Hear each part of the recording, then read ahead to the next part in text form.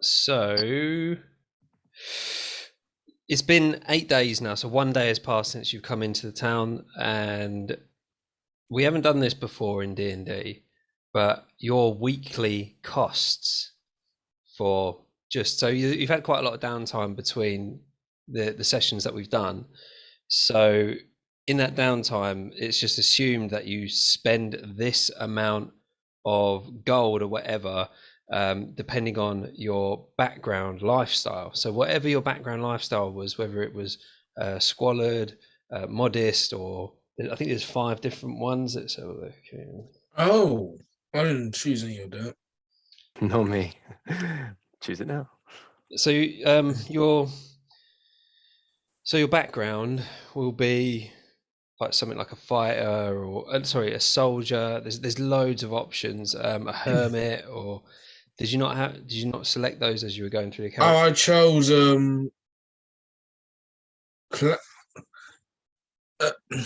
something that helps with your specialty, so like the clan crafter kind of thing. Right.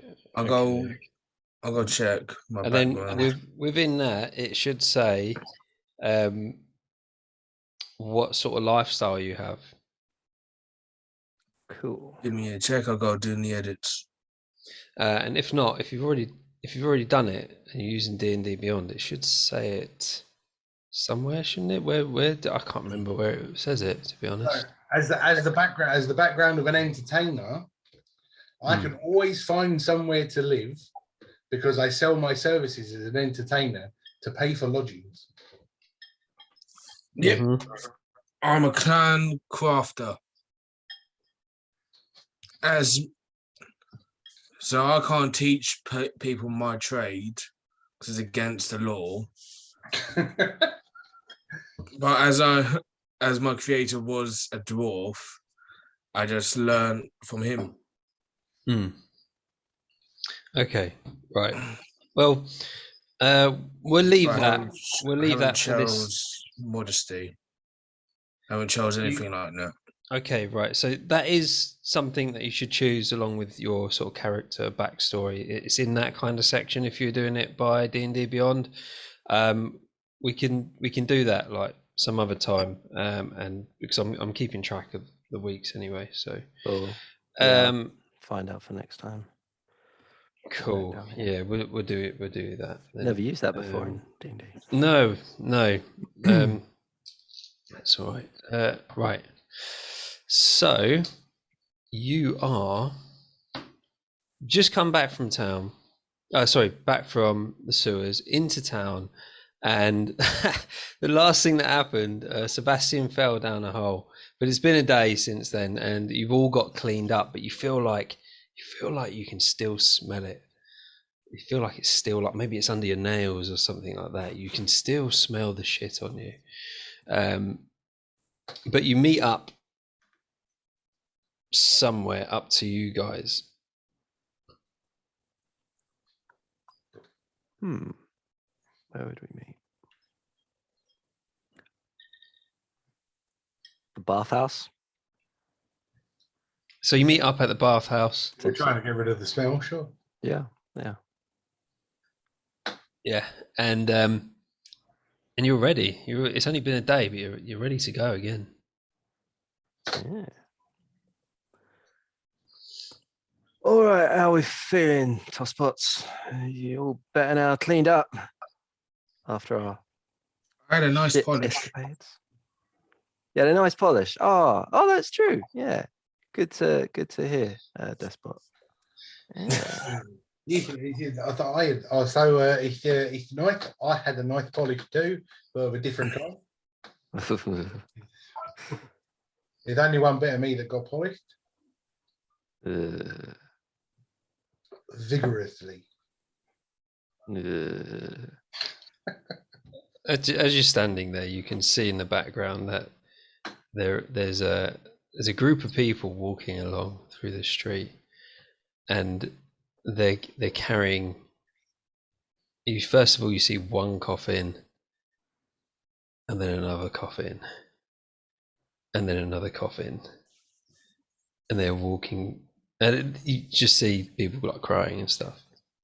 See, now, when you were saying coffin, I was going to turn around and go, I think you guys should go and see the doctor. But I just gathered you talk about a different kind of coffin. Oh fuck! Is that? I hope this isn't as a result of what happened in the sewer. Oh no! They are coming from that direction. Oh, that's awkward. Can I rush over to someone in my towel? Like, hey, mate, at that person, kick the bucket. Speaking to someone. Yeah, you've been living under a rock, mate. Assume I have. All right, Will. Well, you the rock gnome, you see. Take it.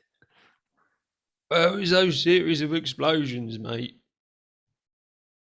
Poor Uncle David. He's poor Uncle David. He's not about poor Uncle David. It's poor Auntie Widower. What's her name?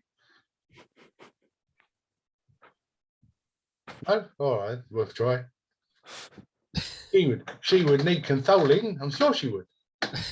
And I'm the one to console those that have lost. Oh, so you look around and you can see that there are a few widows actually, but there's no women walking with this coffin, but it's just all they're doing is just going to bury them. And that's it. It's three coffins. Yeah. It's if you wouldn't mind, I'll travel along with you. If you would like me to perform for you, I will do so. Or I could say something at the eulogy. Anything to help out. You're going to charge something? No. I'm feeling generous, but don't mind doing this one for free. It's all right. All right. Because it's me. Well, we've had to move out. We've had to move out our home, so we're on the street at the moment. If you wouldn't mind doing it for free, it would be very kind of you. I'm pretty sure that I could come up with something. All right. Well, yeah. If we'll all attend the ceremony, if that is okay, of course. Well, you're not really dressed for it, are you? Oh well, yeah. We'll get our gear on and we'll follow you down to pay our respects to poor Uncle David. Well, we'll be there in 10 minutes. All right. We'll see you there. I'll 10 minutes somewhere. to prepare. Awesome. Wait, where are you having the ceremony? Oh, in the cemetery. The cemetery. All right. Yeah, we'll see you there in 10. We'll just get ourselves sorted and be down shortly. Right. So you sort yourselves out, and whereabouts is the cemetery? Where is it? Which way do you go? Yeah. So I think to add insult to injury, it's in the middle of all of this sewage and waste. So they have to trudge through all of the falls and everything to get to it. So I think that's where it is, to my memory. So I'm heading into the epicenter of the problem. Can't hear you very well. Yeah, the mic's a little fuzzy. All right, just give me a minute. Whoop. I think he said, obviously tell us about over Eastwood Way in the epicenter of craziness. Ah, that'd be nice. Kind of a cemetery covered in shit. Billy's feeling a little guilty, given that we weren't the cause of the problem, but it was our solution that we offered. That ultimately, it does sound like it was caused by tell you what, monkey thing. Yeah, that was what did it. Was it the explosion or the shit tsunami that killed the three? Well, you don't know, do you? I guess we'll find out. That's all. It may tip off Sebastian for the eulogy. We're just trying to, So you get to the cemetery, and everything's in place, like the usual sort of ceremony that you're used to. And they start to lower the bodies and they say they're bits and pieces, and they all look to Sebastian. I think it's your And turn. I'm rushing through my jokes to try and stick something together, but yeah, all right, hold on. So how many of them? Give me a number. There's let's say there's about 15 per coffin, yeah, on 15 average. per coffee. What, in freaking pieces? Yeah. Okay. Right. Okay. He's right. Dearly beloved, we are gathered here today. No, that's the wrong start. Hang on. We welcome you on this sad day, as the shit has truly hit the fan, and as they have ceased to be bereft of life and they rest in pieces. They have kicked the bucket, hopped the twig, hopped the twig, bit the dust, snuffed it, breathed their last, and gone to meet the great maker of the light entertainment in the sky. As I guess that we're all thinking how sad that it has been to lose such talents and such people, such capability and kindness, and such unusual intelligence should now be so suddenly spirited away at the age of only, how old were they? Oh well, he was about 42. As a middle-aged person, because there's lots of them apparently, before achieving the things that he thought he was capable, and before he'd had enough fun with his beautiful wife over there, well, I feel that I should say, nonsense, good riddance to him, the freeloading bastard. I hope he fries. Just kidding. Right. Just kidding. Ooh, yeah, it's just like everyone's just like giving you daggers, like really, really angry. And the reason I feel I should say this, and he would never forgive me if I didn't, if I threw away this glorious opportunity to shock you all on his behalf, anything for him but his mindless good taste. I could hear him whispering in my ear last night as I was writing this. All right, Sebastian, you're very proud of being the first person to say shit about me. This service really is bloody awful, but thanks for doing it for free. Enjoy the open bar. Thank you very much. Take care. Then he starts clapping. Yeah. Then stops. Slow clap. So I was like counting like the high points and the low points, and you got pretty high, and then you just like tore it down, and then you sort of recovered it. So I will give you an advantage for performance on that one. But they all clap anyway. They're all like sort of happy with it. So yeah, performance on that, do I? yes. Okie dokie. And I got advantage on my performance. Advantage on your performance, yeah. Well, I'll get any higher than that. Yeah, with the advantage, 17. Not using my green dice. D&D, my hands are in D&D Beyonds tonight. They're so grateful for your words, and the funeral, it all finishes and like a few people disperse, but the ones that just like weren't there, just they're like acquaintances of them. But like the closer family come up to you, like sort of one by one, like the elderly members sort of surround you, and they start like filling your palm with silver, and you get, I'm going to roll this twice. You lucky bastard. Oh my God, you lucky bastard. You get 38 pieces of silver altogether. And I'm gonna be the greatest. No, I said I would do it for free. Just a bottle of whiskey and I'm all good. Don't you worry about a thing. It's all right. Is you refusing the money? Yeah. Just for a bottle of whiskey. Bottle of whiskey. There's like there's a bloke that looks like he's got like one eye like sort of half closed, the other one open. Like he's like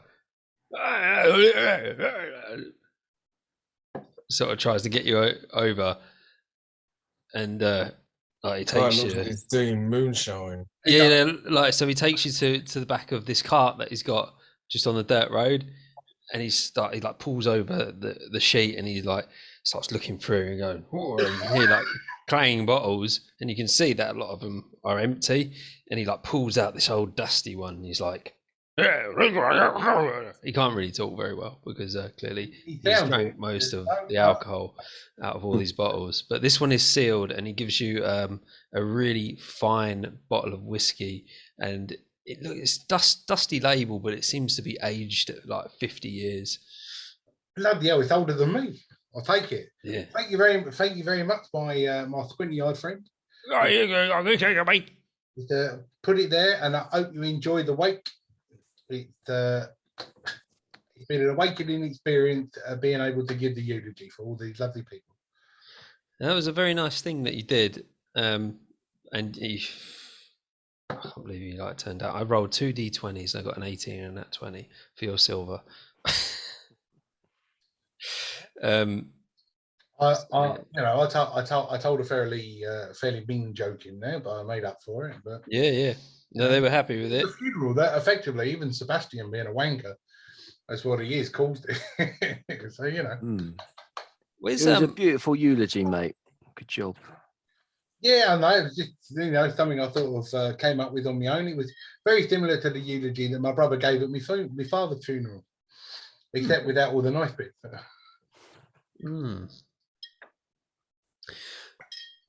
Is this like a nice moment for you to share your backstory, or have you got one?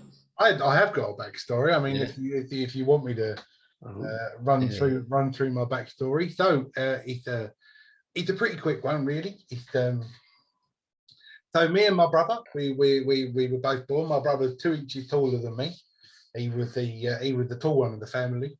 Father was never too impressed by us being entertainers as such, and he always pushed us to try and be something proper, something that would earn more money. He was a bit of a blacksmith, and when I say a bit of a blacksmith, he wasn't a full blacksmith because he was only 5 foot 1, 4 foot 1. So you get that? It's a short joke. Sorry. And when my father died at the tender-old age of 102, me and my brother sitting there in our mid-30s, we decided that we were going to take our entertainment skills off and see if we can sell them. As far as I'm aware, my brother is still working for the king. But unfortunately, I made one joke too many about the king's wife. And I'll tell you now, not at any point should you hit on the king's wife, because he's not keen on that either. So it was sorry to cut you up, Sebastian. So what was it? A joke, or you hit on her? Well, in all fairness, it was a bit of both. I mean, I did take the piss out of her a lot, and in all fairness, all that did was rile her up. And then it was the night that the king came in, and she was bearing all in front of me. I mean, I was doing my best to cover my eyes, like that. It was she wasn't the kind of woman that you wanted to shirk at. I mean, I was looking forward to climbing up in there. If the king hadn't walked in, I might have got a couple of feet deeper. But unfortunately, he threatened me with old dear being deceased, and I thought I'd change my mind and packed my stuff up, and he let me go to say never fucking come back again. So I left there with my throat intact and my toes not quivering unless it's cold, because I do walk around barefoot. And and that was when I thought of moved out here, and I ran into you boys, and life seems a bit more normal now. And it's my brother's still working for him. He was never as good as me, but that's because he was taller and not as nimble. So you mean the more like regal district of the city, which is off limits to most people, and now completely off limits to you? It's my buddy, old King, I can't remember his name was now. It's written down on a bit of paper somewhere. It was King Caden. King Caden, that was the one. It was King Caden. Yep. Yeah, it was King Caden. He was my favourite boss. He was my only boss, but he was my favourite boss. He treated me like a son. and I treated his wife like a stepmom. Yes, that's a porn joke. Thank you very much. I'm just thinking of the Will Smith situation about that. The King's Oh, like, damn. keep my wife's fucking name. Whatever he Yeah. said. Yeah. Keep my wife's name out Slapped. your fucking mouth. Yeah, yeah. I never said her bloody name. You know, I used to take the mick out of that. She, you know, whether her nipples would both look me in the eye. You know, look like her nipples were worse than her eyes. You know, one of them was lady, sort of pointed over there. She's one hot dragonborn. Payback. Well, I wasn't actually going to put a king in this, but I mean, it's a collaborative world building experience. So there is a king now. King Caden. Who I used to work for. So yeah, King Caden and his wife, who I haven't named, so I'll let you come up with her name. That's cool. It Mm. kind of introduces like the royalist element into it now. So Yeah, yeah. you know, all But sorts of bearing in mind, political I intrigue. don't really fancy meeting up with him again. So you know, he the last time I saw him, he was threatening to, you know, and I don't fancy that. That's why he let me leave with me bits and pieces. I left with what I could. I grabbed my 2 favourite costumes and done a runner. Mm. So you guys are at this funeral place, and yeah, it's all done and dusted. Everybody's dispersed. Where's Jack gone? Is he still here? I'm assuming Jack's trying to sort his mic out. Might be looking for a mic. Oh, he's still here. he's There here. we go. He's back. Yep, I think I just need to hold it closer and shout into it. Ah, so It's clear. gone quieter. Yeah, you were all right the last 3 sessions, so Yeah, maybe I it's don't just how you were sitting. Did you enjoy my eulogy? Yes, from what I heard of it. I only just arrived at the last second. I enjoyed my eulogy. It was good. when you're given a couple of minutes to try, and the internet's a wonderful thing. Yeah, that was really good actually. So what are you doing now? Who's got the list of things? Does anybody want to? Oh, that'll be the sexy gnome that's got all of that. Scribe name. Right. Yeah. Yeah. At some point, we should probably find out if anyone else was killed by what we did.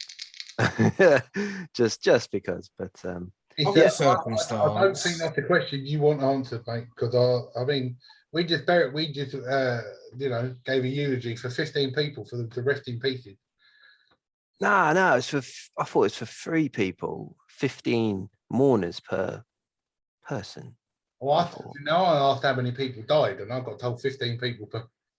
Oh, sorry, no. I mean, 15 people were there in. Oh, right. So how many people died then? All right. That's, So all you that's know fine. is 3 people died. That's all you know. Right, 3. So there could have been more. I said how many people died, and you said 15 per coffin. Sorry, I didn't mean That's to. why I I did the wasn't rest- listening. That's why I did the rest in pieces joke. Oh, A coffin. It's just Yeah. A coffin. hammer him in. Piled them in, They yeah. shoveled them in. Such a brutal, Oh brutal man, imagery there. Just a hand hanging out of the coffin. So, that's horrendous. if I recall, he got fined Willie. Willie's dead. Fuck Willie. So there's 8 days in a week in this because we added a day, Dead. So dead. and it's been 1 week. Yeah, so dead. To be fair, once Capture a we troll. finished everything, then we can go look for him. Like, because if he's still alive by then we'll carry on. But if not, then you know, fuck him. Yes, You Mr. really Pierce, like yes. Willie? What did he do to you? He's just in a bad mood. He's full fueled up from his rage coaching abilities now. He's all good to go. So everybody's Is that- leveled up. Everyone's got inspiration for cool backstories, and you're ready to go. What are you doing? Capture a troll. The hunters meet daily at noon. That's true. You guys done the choker chicken. Snake skins. How many times I hear that, I'm going to laugh. I've done the wheelbarrow. Large iron beast attacking the city. Yeah, we've That's that come across word that. and testicles rub my face. Yeah, we came across that when we were with the hunters, and it didn't go down well. So pass potentially. Colony experiment. That was one I was interested in, Red glow at the south. which could be done at the Stone same time. Stone disco glyphs. Yeah. The blue glow on the northeast. And the Yeah. red glow at the south.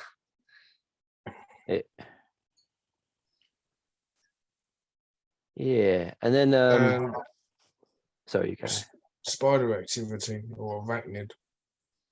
Yeah, and harking back to the original main issue of the weakening crystals, when we spoke to the elders, there was mention of the wizard being the founder of Dicklund, and yeah, I can't remember why, but I think there's some sort of connection possibly between the wizard and the colony experiment in the south, because we don't know where he's gone. He's disappeared, so he might be something to do with that. So I'm personally intrigued by this colony experiment. But also the red glow in the south could be done at the same time, is my thinking. Yeah, haven't really been south, have we? We could go there and have a look at what's happening around there. I feel like we dipped in there a little bit with the hunters, but I can't. Do we? be- Oh, okay. But we didn't go in far. We didn't go in very far, I literally dipped. and we have to keep an eye out for that beast if it was more southern based than Oh, yeah, anywhere good else. point. But I'm still quite intrigued in the south. Yeah, I'm up for heading that way and see what happens. What? Cool, so everybody wants to go south then? I'd follow on the drive. I mean, you know, the further south we go, the further away we get from this really smelly theme. It's tragedy. Yeah. It's all way heavy on my mind. It's not tragedy when the feeling's gone. You don't go tragedy. No, it's not, man. It definitely wasn't a tragedy. Steps. Steps. What was it? Bee Gees. When the feeling's gone, you can't go. Oh, yeah, of course. I only recall the steps version. But yeah, that's true. Bee Gees. God damn. I want to love hell? you. I don't think I've heard the Bee Gees version. Thank you. Still remember the fucking dance to it. That's brilliant. That's so good. I love it so much. About 5, 6, 7, 8. Right, so you're all fed, you're all watered, you're happy. You just sort of paid your respects to the people that you murdered, and you're now headed Don't south say it like that. through the city. I didn't murder anyone. But I've got myself a very expensive bottle of whiskey. You taking that with you, are you? Bloody right, I am. Yep. Also, Deskbot, you nearly killed Billy last time. So yeah, don't you act all innocent. You freaking almost squished him. Yeah. No hard feelings, but stay but fucking away from it. Well, Billy is still here. Yeah, true. So he ain't dead. He ain't in a Thanks to Squish him you. harder. But with me, I revived you. So I Did you? Was that you? I Yeah. don't remember. Was it? Was it? Can't remember. I If it was, No, it yeah, I was a believe good you. But I think he's taking glory for somebody else's effort. James getting very close to that camera. Well, if that's how you remember it, and nobody else can remember, they'll just take your word for it. You remember reviving him, do you? Roll deception. I was mistaken lip to lip. I Yeah, like him just that much. just to remind you as well, there is the jobs board. I know I regret this every time, but If it has I- turned out to be like, what? I do apologize if I have taken steps on someone's shoes.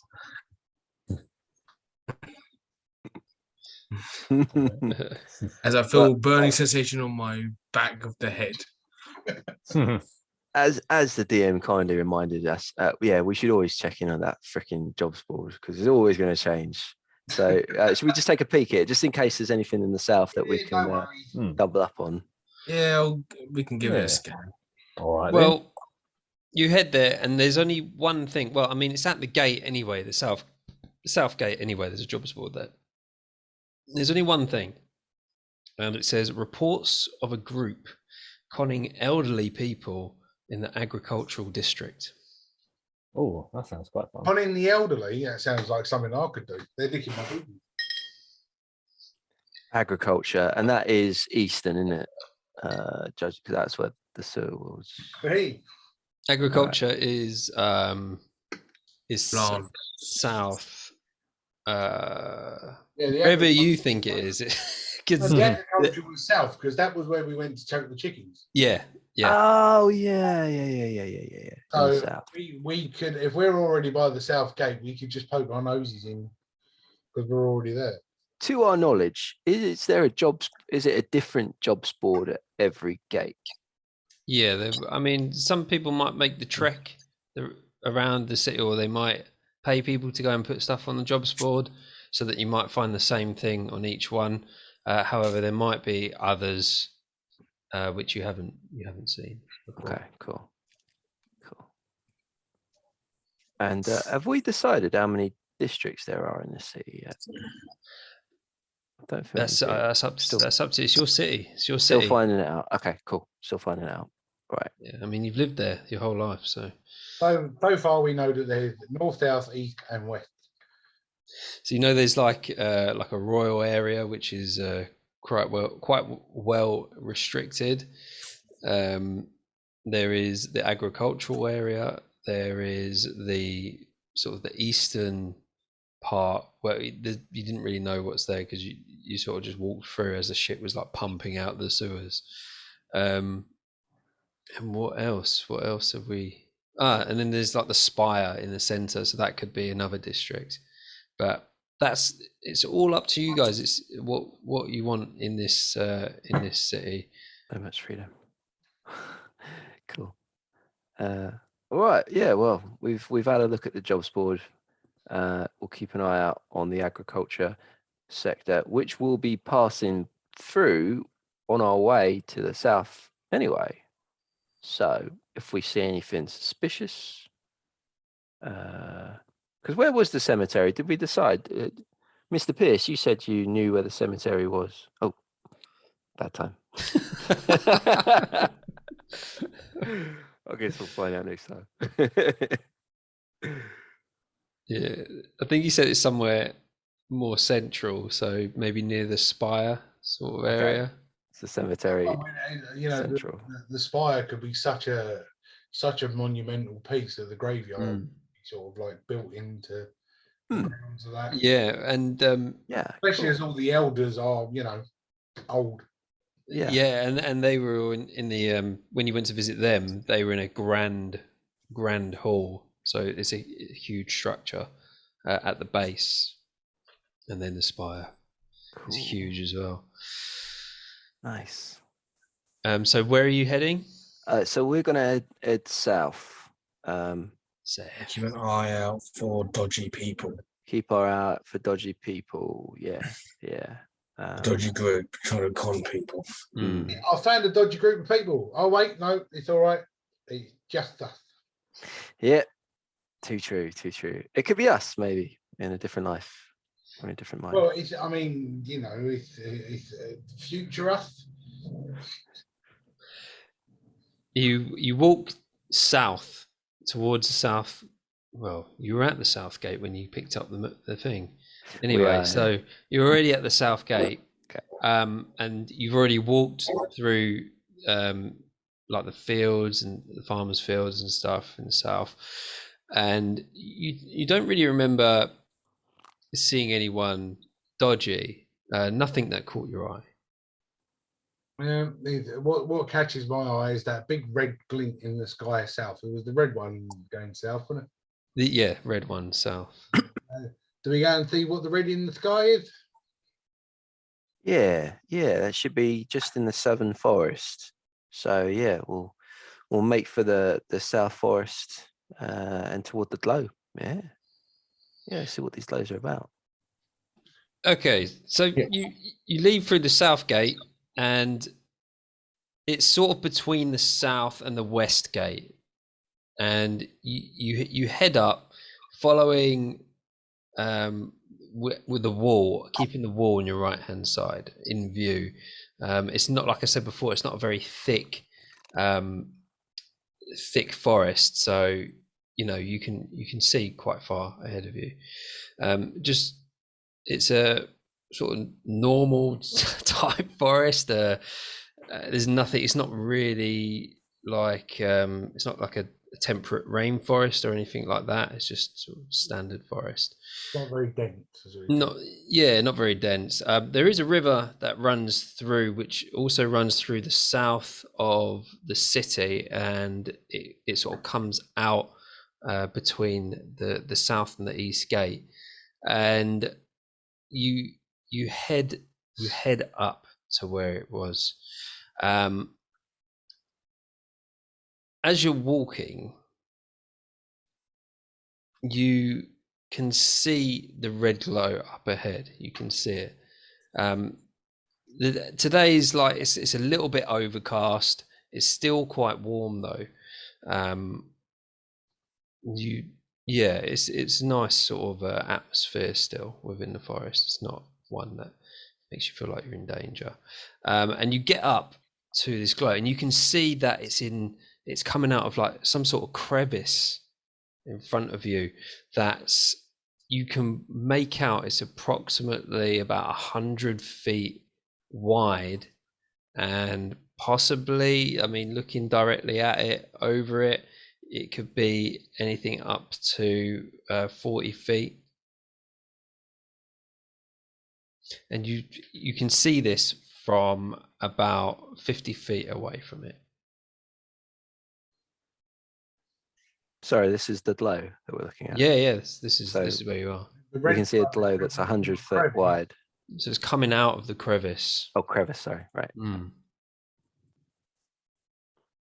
Is it a meteor? It's 100 feet wide and 40 feet deep. That's what you can sort of guess. Meteor. Interesting. Something not. Oh, I went into cold. Meteor. Yeah. Something not of this world. Yeah. Quite possibly. Guess we'll have to get in close. It seems like, well, it's the biggest crevasse that I've seen since my last Goliath girlfriend. Mr. Pierce knows what I'm talking about. At least you didn't say like my mum or something. Well, see, I don't want to start insulting you guys, because you're my buddy. If I start taking the piss out of you, then that's just not good for anybody, is it? So do you think we should get a little closer, take a good assessment of this? Guess we can go this way. Are there any like rocks or debris beside where we're standing? Is it kind of mostly grassland? Well, no, there's lots of. So you're in a forest. There's lots of bushes and rocks, and there's all sorts of stuff like that. Okay, in that case, can I pick up a nice Goliath hand-sized rock, and can I just fling it in towards the light source? Okay, yeah, that's it. Yeah, give us an athletics check to see if you absolutely fail. Okay. Athletics, they should go flying. Athletics, I have a +5. Damn. And let me use my new dice. Hey. Very nice. Very nice. Let's not roll the 1. It is a 6, so 11. 11. It's only a rock, so it makes it all the way. And what are you doing as you throw this rock as it flies through the air? Are you just waiting? Yeah, go on. Sorry. Yeah, like I'll kind of just chuck it and then silently wait. Like if anyone tries to speak up, I'll kind of like put my finger up to my mouth and gesture them to shush. Okay. See if anything comes out. I was going to make some sort of comment, but I wasn't fucking bothered. Yeah, I'll kind of just shove my finger in his face. Yeah. Okay. You throw something in and you hear like it knock off the wall on the opposite side, so it's not really, might not even be 40 feet in width. So it knocks off the other side. You then hear it like bounce a little bit more, and then it sounds like it hits water. You hear a splash, but as that happens, you hear a snarl, and what jumps out in front of you is a black panther-like creature with 3 arms and these Displace the weird beast. Displace the beast. Oh, shush, oh, and what? like tentacle-like things like coming back over its back, and it's looking around. I thought I got told to shush because I knew what it was. It's a But your character wouldn't really know what it is, would Oh, they? he would, because you know they're creatures. He's They're never there. been out of the city apart from a. I'm educated. All right, what's your intelligence? Well, that's a good question. What is my intelligence? 14, so +2. 14. Yeah, you know what a displacer beast is. You've read about them before. Yay. And this is yeah, you can tell the group that it's a displacer beast. It's a fucking run. That's what it is. But it's jumped out and it's like looking around. It hasn't seen you guys yet. What are you doing? So Sebastian, oh fuck, I keep on getting skull. So Sebastian, you think we should run from that beast? It looks pretty nasty. I don't think that we should jump in and take it on full Edda. It's bigger and stronger, and it's harder than what we're doing at the minute. It's I'll just slowly start grabbing another rock. Oh, that's a good idea. Yeah. Billy grabs a rock and just starts kind of, I don't know, just rubbing it. Despot, grab a rock too. yeah, it's a displacer beast. I mean, they're not exactly. Would you like to tell the group about displacer beasts as one jumps out? No, I'd like to go run. Right, Billy's just going to chip away at this rock very quickly, and he's going to be like, he's going to shout into it. Oh fuck, no, this won't work. Oh, yeah, yeah. I don't know how to describe this. Anyway, he's going to chip into this this rock and rub it on a nearby tree, and then he's gonna lob it far away, as far as he can away from us. Do you want me to roll anything for that? Yes, I'm not throwing. Yeah, sorry. Where are you going to throw it? So we're presumably it's in front of us, this creature. It's right in front of you, about 40 feet away, and it's sort of looking around the area. So I'm going to throw it like kind of sort of off to the right, but to the right of the creature. Okay. Yeah. How far away is it? 40 feet away from you. 40 feet, and it hasn't noticed us. It hasn't noticed, so it's just jumped out. And you guys are you're in the trees, right? Did we throw the rocks? So I'm Billy, gonna throw my rock first. yeah, athletics. What?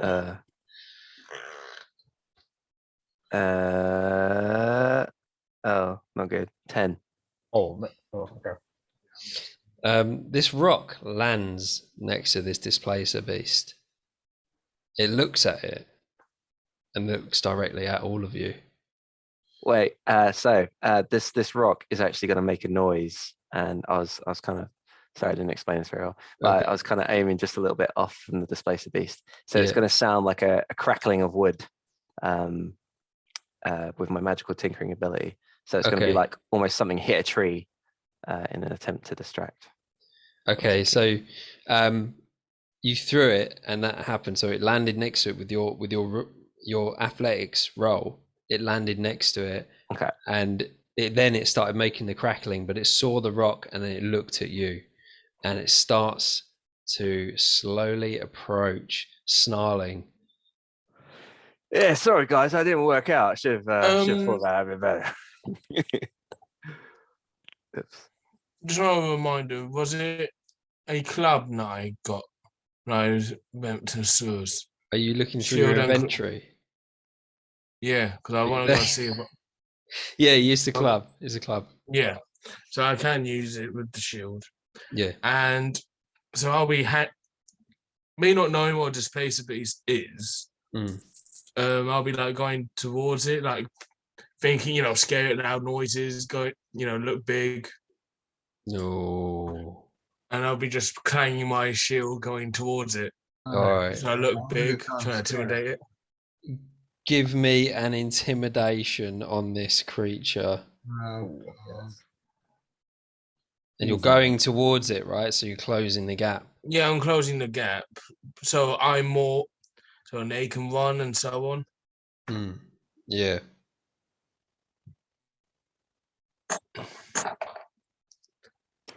I got a 13. That beats my 9. So you do that and it starts to back off.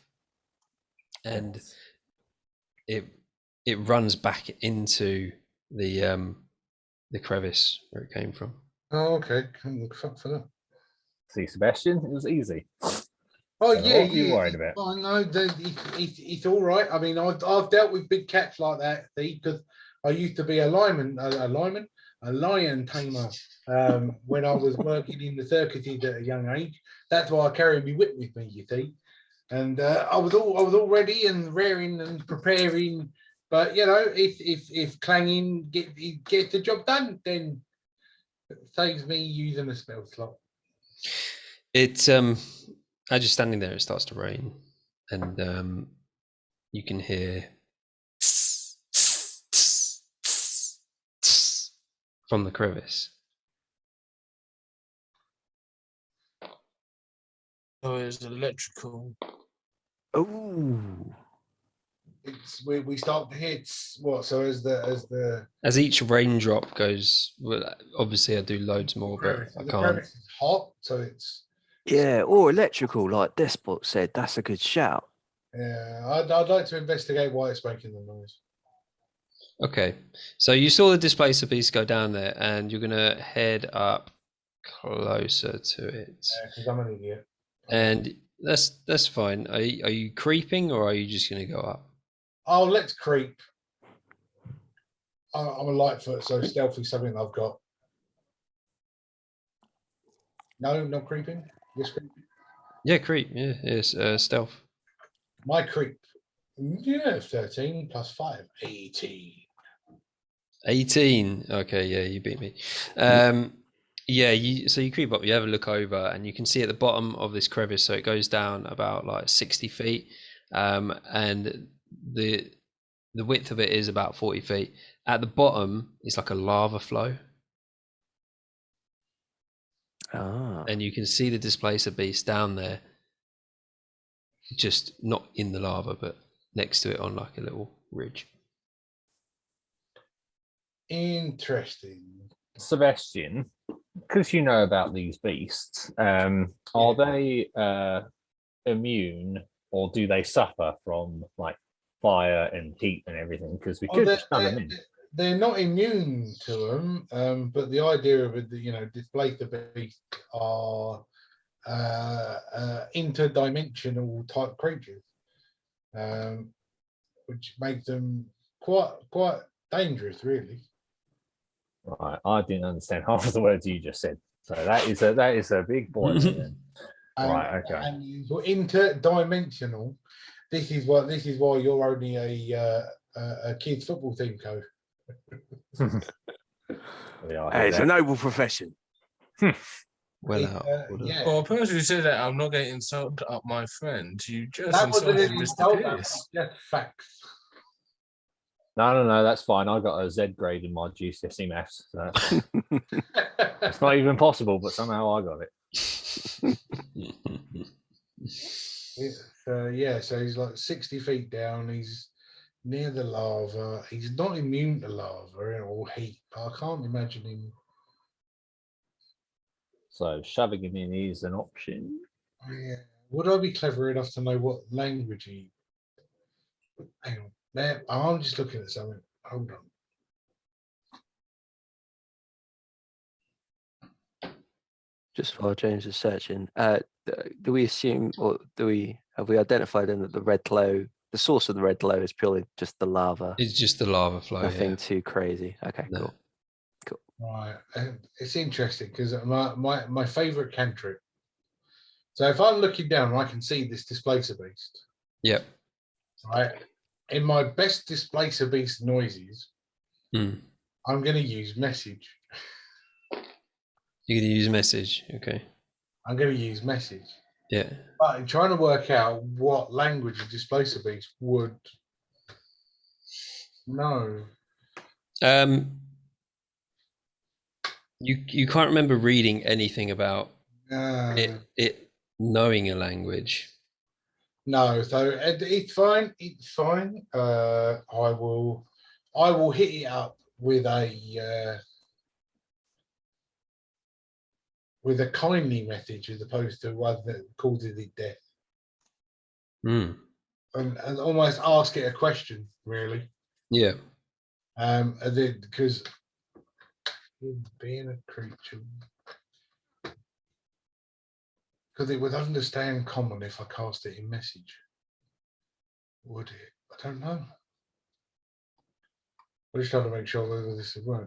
You point your finger at a creature within range and whisper a message. The target and only the target hears the message and can reply in a whisper that only you can hear. So yeah, it's sort of like it's almost like comprehend languages. There's nothing to say in a language. Sure. Okay. All right. I will point at the displacer beast. Yep. And I'll be really nice and say, be careful down there. Don't fall into the lava. I wouldn't want that beautiful coat of yours to get tinged. As so you're looking down at the displacer beast and it's sort of like chilling out. Like I'm hitting a giant fucking cat. Yeah, you're chilling out. It's chilling out near the lava, like it likes the warmth from it. So you send this message and you don't. It sort of looks around and stands up and starts snarling at nothing. You don't get anything back. Yeah, I didn't think it would talk to me. Are there any big trees, rocks, or anything around? There's big trees. There are big rocks everywhere.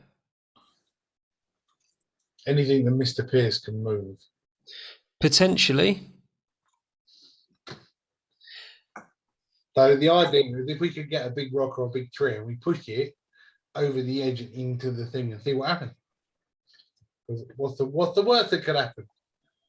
Hoping to hit the beast and then the beast be taken out. Exactly. See, I went on tour with the Dr. Chili Peppers once. See, and they always said to me, "What's the worst that could happen?"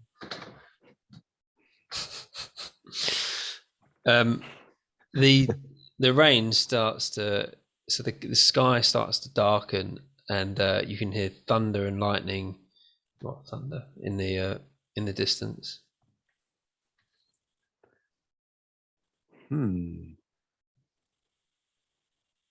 Probably won't be very hospitable soon. So if we wanted to try this little, what's the worst that can happen experiment, guess we've got to do it now. Do we notice anything else irregular down there around this this beast? There's nothing you can see from where you are. Do we sense any sort of magic in the area? Do you have an ability that could get you to identify magic? That could identify magic. I have artificer's law, which gives me a bonus on some checks. All right. Okay. So you can do an Arcana check. Pardon me. which so small. Yeah. Cool. That's a 21. Oh, 21 is quite good. So Yeah. looking and sort of feeling like as you've gone through some experiences lately where you've gained magical abilities, so you've got this fresh feeling of gaining magic within your body. So you know the type of feeling you're looking for, and what you can sense with that, thinking deep down about the feelings that you had over the last week, you can sense a slight magical presence, but it feels like weak, very weak, not like a new power like you guys have got, especially you, Billy and Sebastian. Interesting. Cool. Right. Well, yeah. Shall we toss this rock in the lava? I suppose we could, if we simultaneously push the rock and attempted to hit the beast and also push something else. If the rock doesn't hit the beast, or if it does, then the other one may hit the lava and cause a lava splash, which could also be quite damaging for the beast. What do you think, Sebastian? You're the smart one here. We're gonna try and fight this thing. I don't think we want to fight it. I think that's a battle that we will ultimately lose. But it might be worth trying to see what is actually going on with this giant hole in the floor, basically. And how fast are these divisional creatures? Could we, if we do upset it, could we sprint away in time? Do you reckon?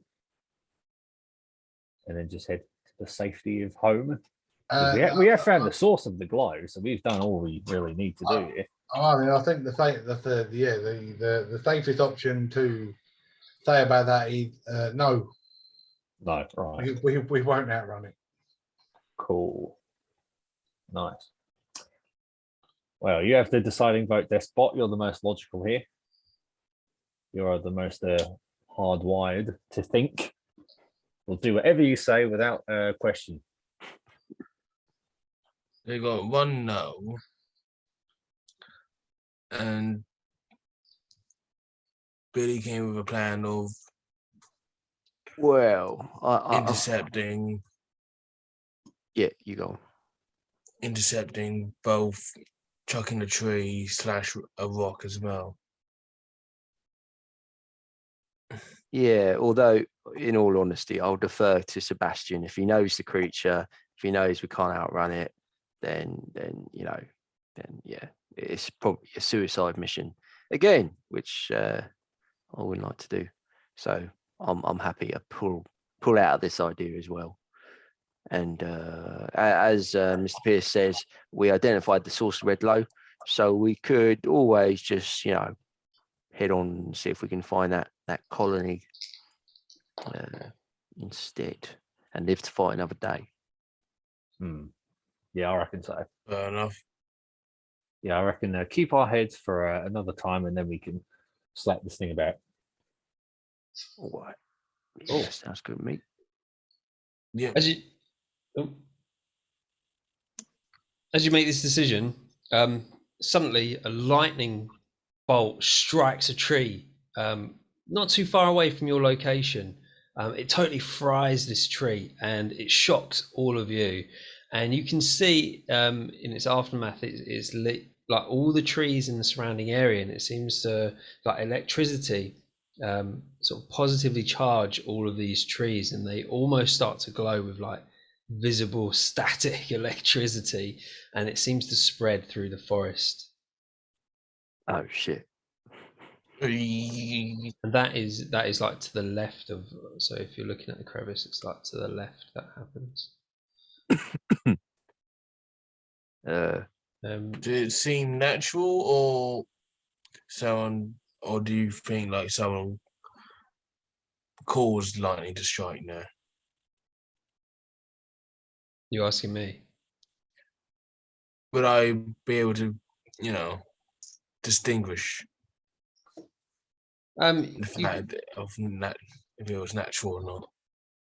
well, yeah. I mean, you've got a thunderstorm brewing above your head, and you could hear thunder, and now a lightning bolt has struck a tree not too far from you. But you can do an Arcana check if you want. Yeah.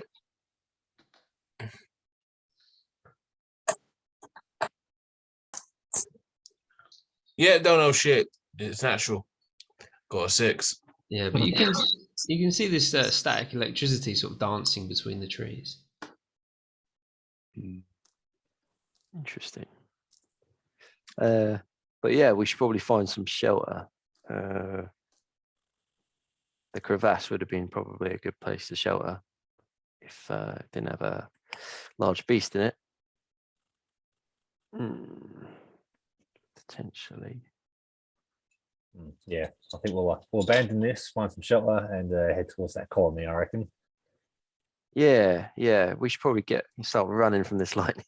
Keep an eye out for for some sort of shelter that we can use. Especially as I'm all 100% metal. I'm like a lightning rod. Oh God, That's true. How are you finding this rain, by the way? The rain that was spitting down. I'm waterproofed thanks Oh, that's to good. the polish, but I don't think I'm lightning proofed. that is good. So which way are you going? Which way are you running to find shelter? Further south. You can go further south. Okay. It's my fault.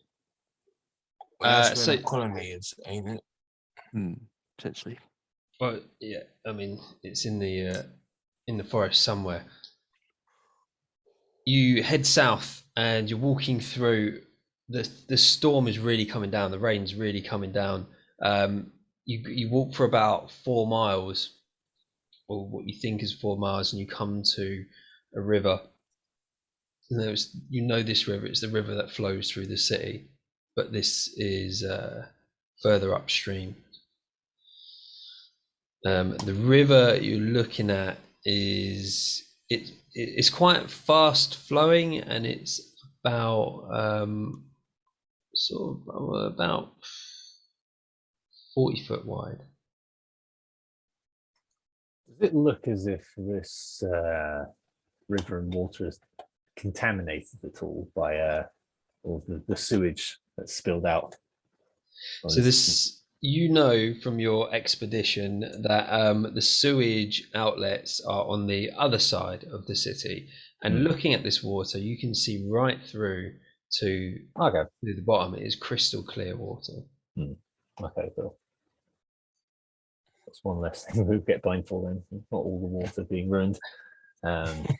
Cool. It's fast moving water. Is there anything in it? If it's that clear, can we see? You can't see anything in it. Well, as in I can't see anything in it, or I can't see that there is anything in it. Well, you can't see anything, right? So you can't see any. What are you looking for? Like large, vicious creatures? Anything really. Anything. You can just see the bottom of the river, and you can see like a few small fish swimming around in there. That's fine.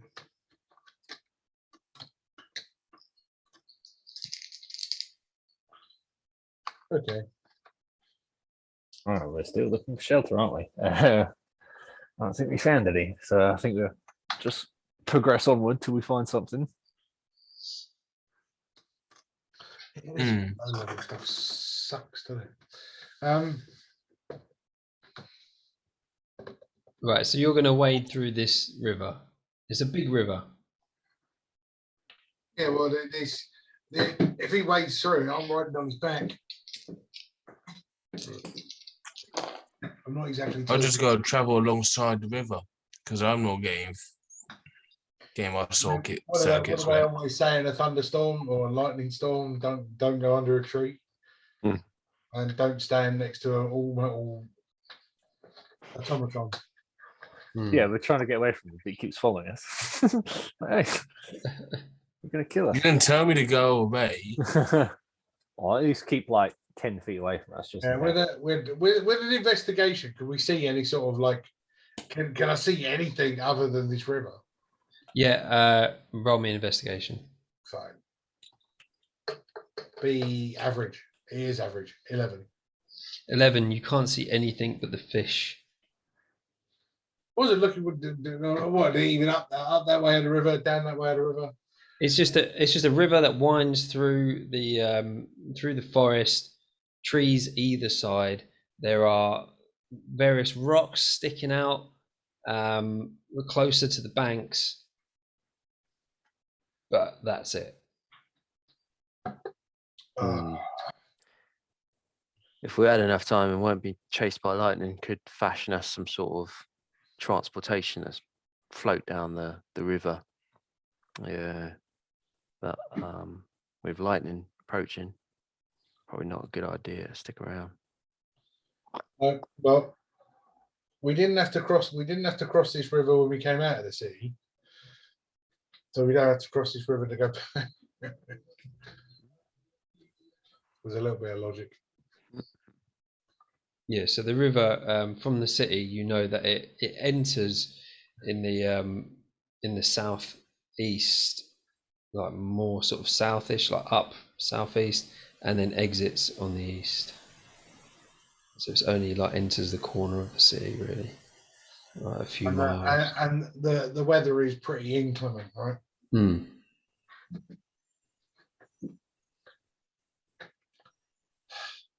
It's bearable though. It's not like you're getting fucking thrown around and the trees are like flying all over the place, and you can't see like 20 foot in front of you. It's just raining and there's a bit of We're walking next to a 6 foot lightning rod. like anything we can wrap you in, like wool or something insulatory. Yeah, nah, not worth it. So in that case, if it's not that detrimental to our health, this weather, we'd probably just carry on and try and find this colony. I think trying looking for shelter isn't too much of a necessity, unless we just really don't like getting wet. Yeah, well, nobody likes getting wet. I mean, look at the state of my hair. I mean, it's terrible. And you should know you're the one looking down on it. Yeah, all that dandruff. Oh, damn, flowing. Oh, okay, yeah. Everyone roll me a perception.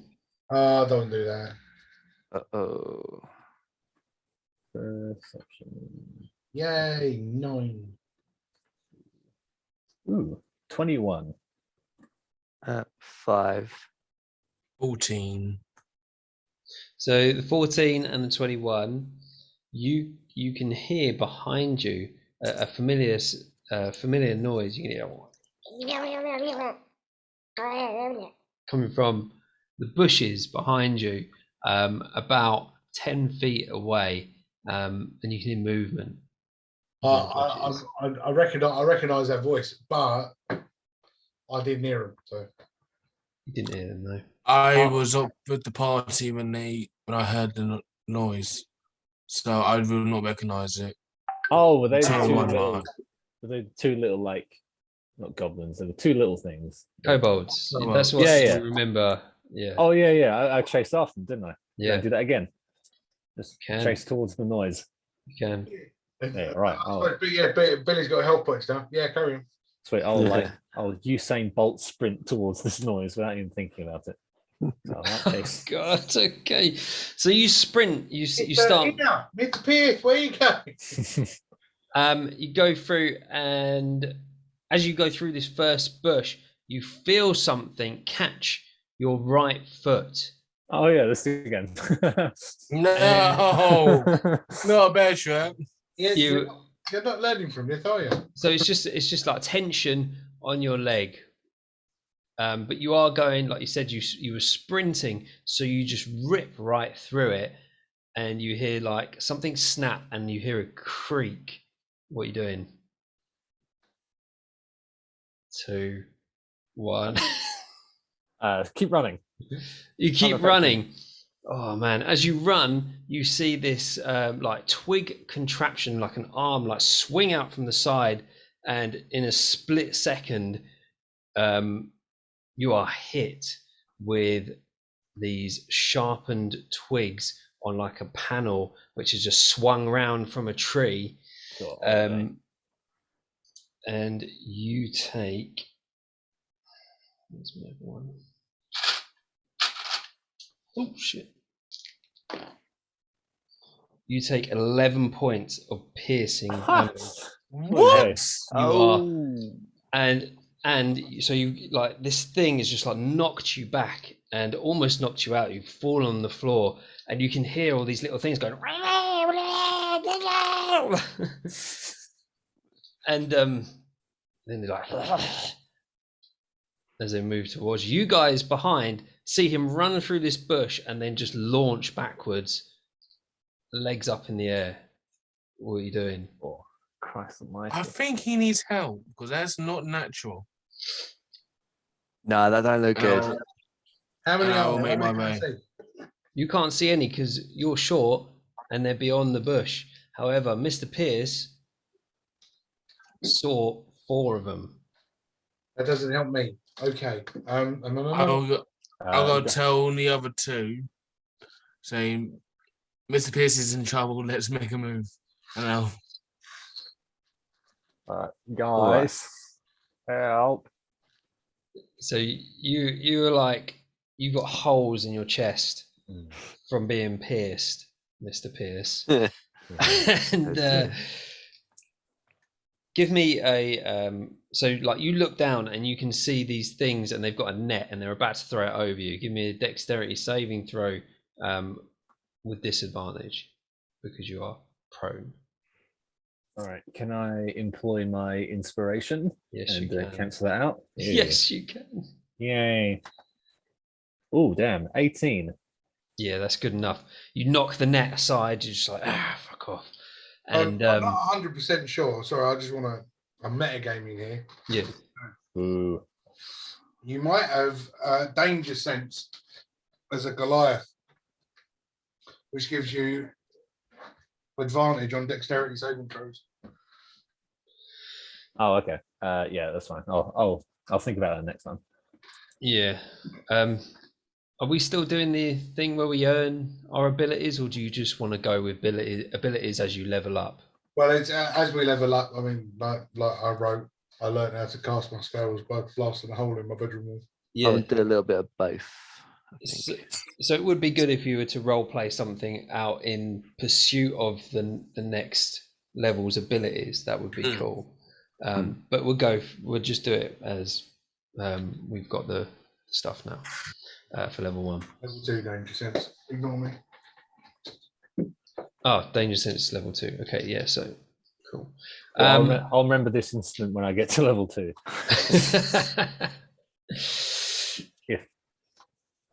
And so, like, as you guys, where Mr. Pierce has fallen back and like crushed this bush, and you can now see this contraption that's come out, and it's just there, like in front of him, like a panel, stick panel with spikes in it.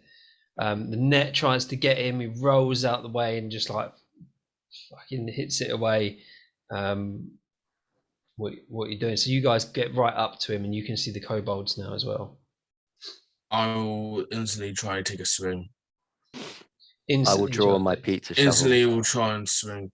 So I still got it from scaring off the displacer. Yeah. So I'll instantly try and swing while running. All right. Yes. Let's roll for initiative. All right. Oh shit.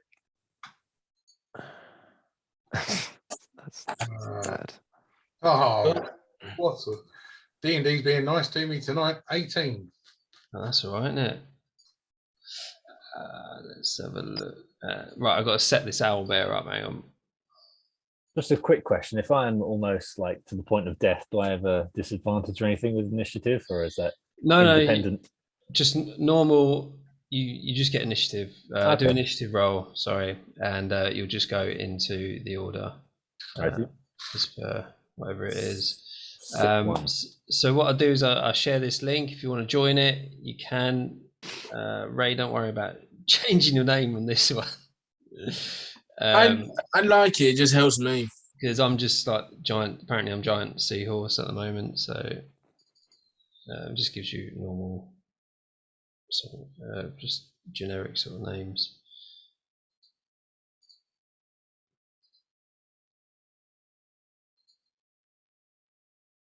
Oh, that's the Zoom one. Why has it done that?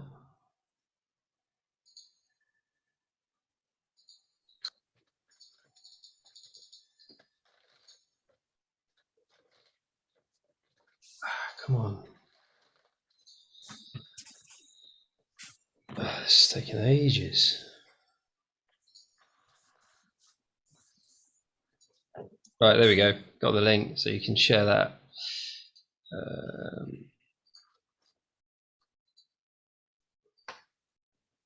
Where is everyone? So, you guys are pretty much like right behind Mr. Pierce, yeah.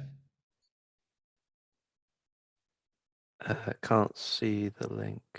No, can I? Oh, sorry. Hang on. Are you sharing? No, I can't see it. Weird. What? Did you share it Ain't on showed WhatsApp? up yet. Oh, I sent it to Kay. Lol. She was like, what the hell is this? My bloody husband sending me this D&D shit again. She knows not to message me. Oh, why is it sending a... Oh, no, it's sending a voice message. Yeah, as now well. it's done it. What is going on? Well, Yeah, so Mr. Pierce is prone. I'll give you a little blue ring for that. And let's get some kobolds on there, shall we? Let's have a look. Just let me know where you want me to Yeah, you can share it now. just share it.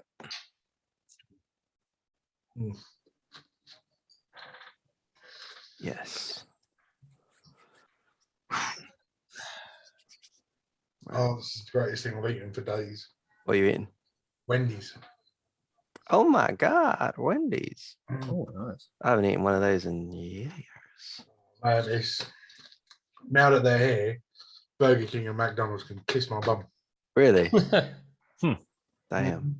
Do they do a vegan option at Wendy's? They must do. They do, yeah. Yeah. Check it out maybe if I'm ever in London.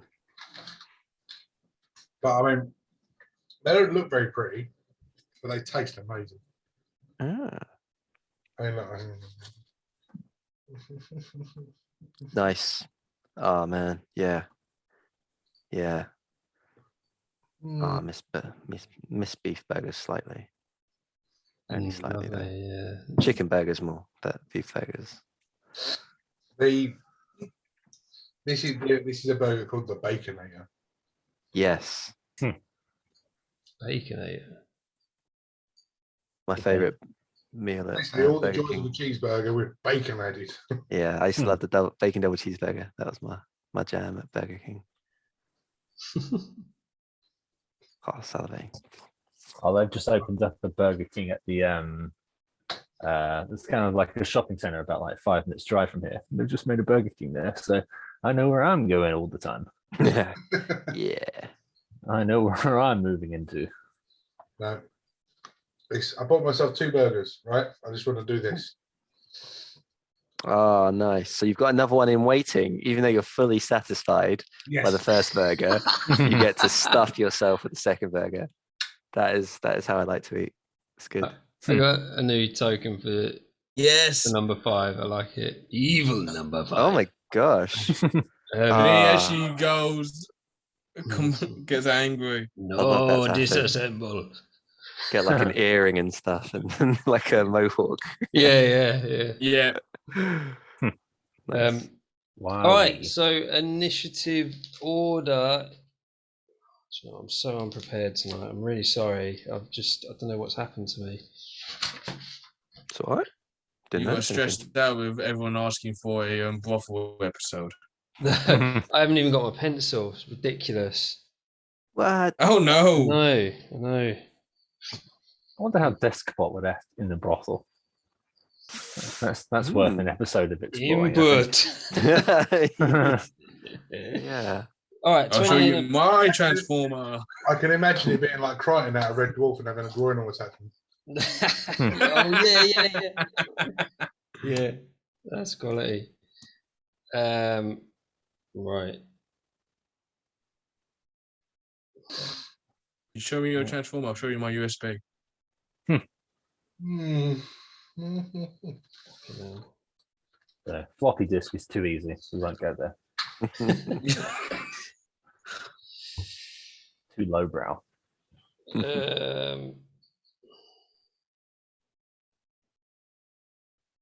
Yeah. Okay. So 20 and above. Shout it out because I haven't got the screen up. No. 15 to 20. 18. 18. 17. Very nice. 17. Oh my Two goodness. 17s. Decide amongst yourselves who goes first. Deskbot first. Go. Okay. And I was a 6. And a 6. Oh dear. Mr. Pierce is still counting the holes in his chest. Yeah. Yeah. That'll be my next 2 17. turns. Bad joke. Okay. Got that one. Right. So that's right. I'll give you one attack, one hit. Number 5 as you initiated it. Yep, so I'm gonna go swing with my club. Oh yeah, you ran in. So let's say, did you run in to about there? Is that good? To the nearest one to Mr. Pierce. Yeah. 17 to hit. I 17. mean 15 to hit. Oh, 15, a sorry. 15. Yeah, that hits. 15 hits. So 1d4. Max damage. So 4 points of Oh wow. Okay. So what with the club? Yeah. with the club. With the club. So you swing the club into it, and you just like smash one side of its rib cage in, but it's still alive. It stumbles back a little bit and spits out some blood, and then that goes to Seb to start off. Awesome. Well, let's move me within. Yeah, I've only got to be within 90 feet, so I can stay somewhere at the back. That's fine. Stay where you are. Yeah, I don't need to. Actually, can my full movement left? Your full movement left. What is your full 25 movement? feet. 1, 25. 2, 3, 4, 5. Minus a 5 because you're climbing up that embankment. Okay. Everything in front of me. I don't know. I've got my phone. Don't need that.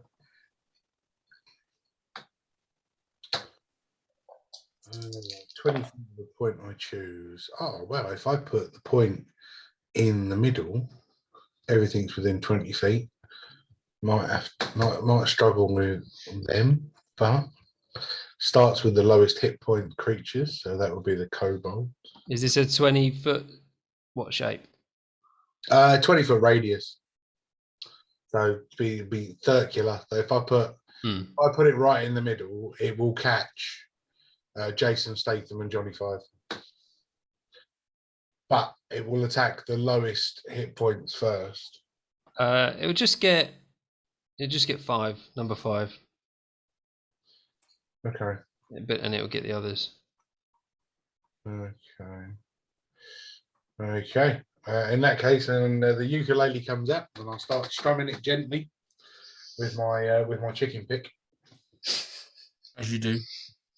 And this was one that used to put Mrs. Lipstick asleep. I could hear her snoring through the hole in the wall. Yeah. No, let's hit a limerick. So it starts strumming away, and it's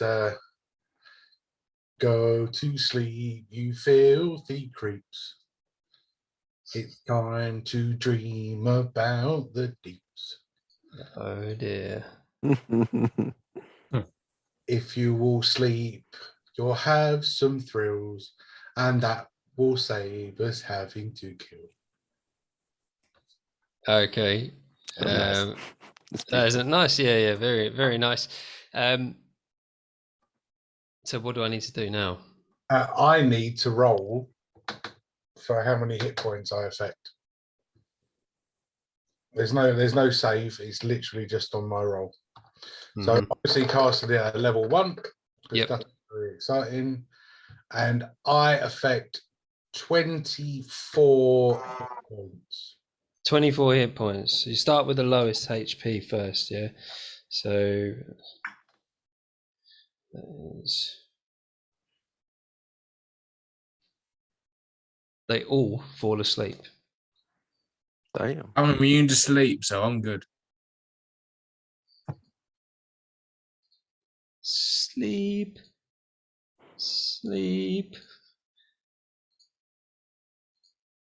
Oh. Yeah, they all fall asleep.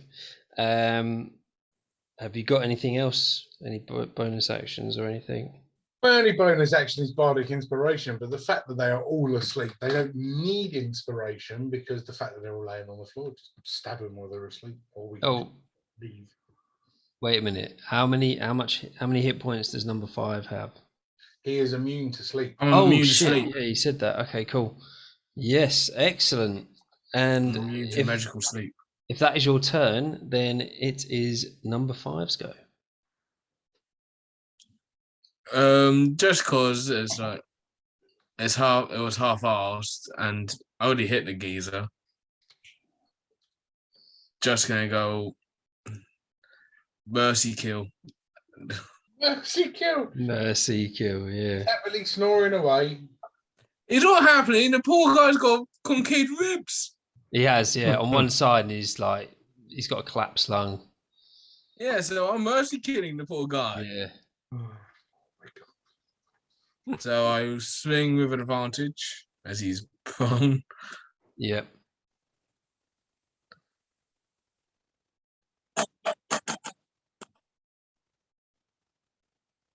So that's a dirty 20. Yeah, dirty 20. So that is 1d4. That is bad. That is 1 damage. 1? Yeah, just 1. He's still alive. He's still alive. You're just beating him. You're like, just causing him pain. Can't imagine what he's dreaming of. Unbelievable. Torturer. I'm trying to put him out of his misery. It's not my fault it slipped out my hand. Absolutely. Oh my god. Good Everybody intention. else in your party is disgusted by what you're doing. Do you want to do anything else? That's my only move I can do. All right. And then that goes to Mr. Pierce, who is prone. So it's half your movement to stand up from being prone. Mm-hmm. That's the only restriction you've got at the moment. Okay. So I seem to recall that from our adventure to the sewer, I have an axe now in my possession. You do, pickaxe. Hey, terrific. So I would love to get up and swing that double-handed at the cobalt that is on my left. So I'll move it. With advantage because this kobold is prone and sleeping. Okay, sweet, cool. So that's a 14 to hit. 14 hits. Sick one. And that does... Ooh, I can use my D8 now. Huzzah. Which one is D8? There we go. The octahedron. So that is a 3 worth of pickaxe damage. 3 worth of pickaxe damage. Right, okay. Yeah, you just it's on the floor, you just swing it into his body, and you're not very good yet with these weapons, and you just graze the side of its body. But you do like cut it open still. You still inflict enough damage to it. Okay, and that'll end my turn there. So that ends your turn. James, sleep. Can I get out of it or not?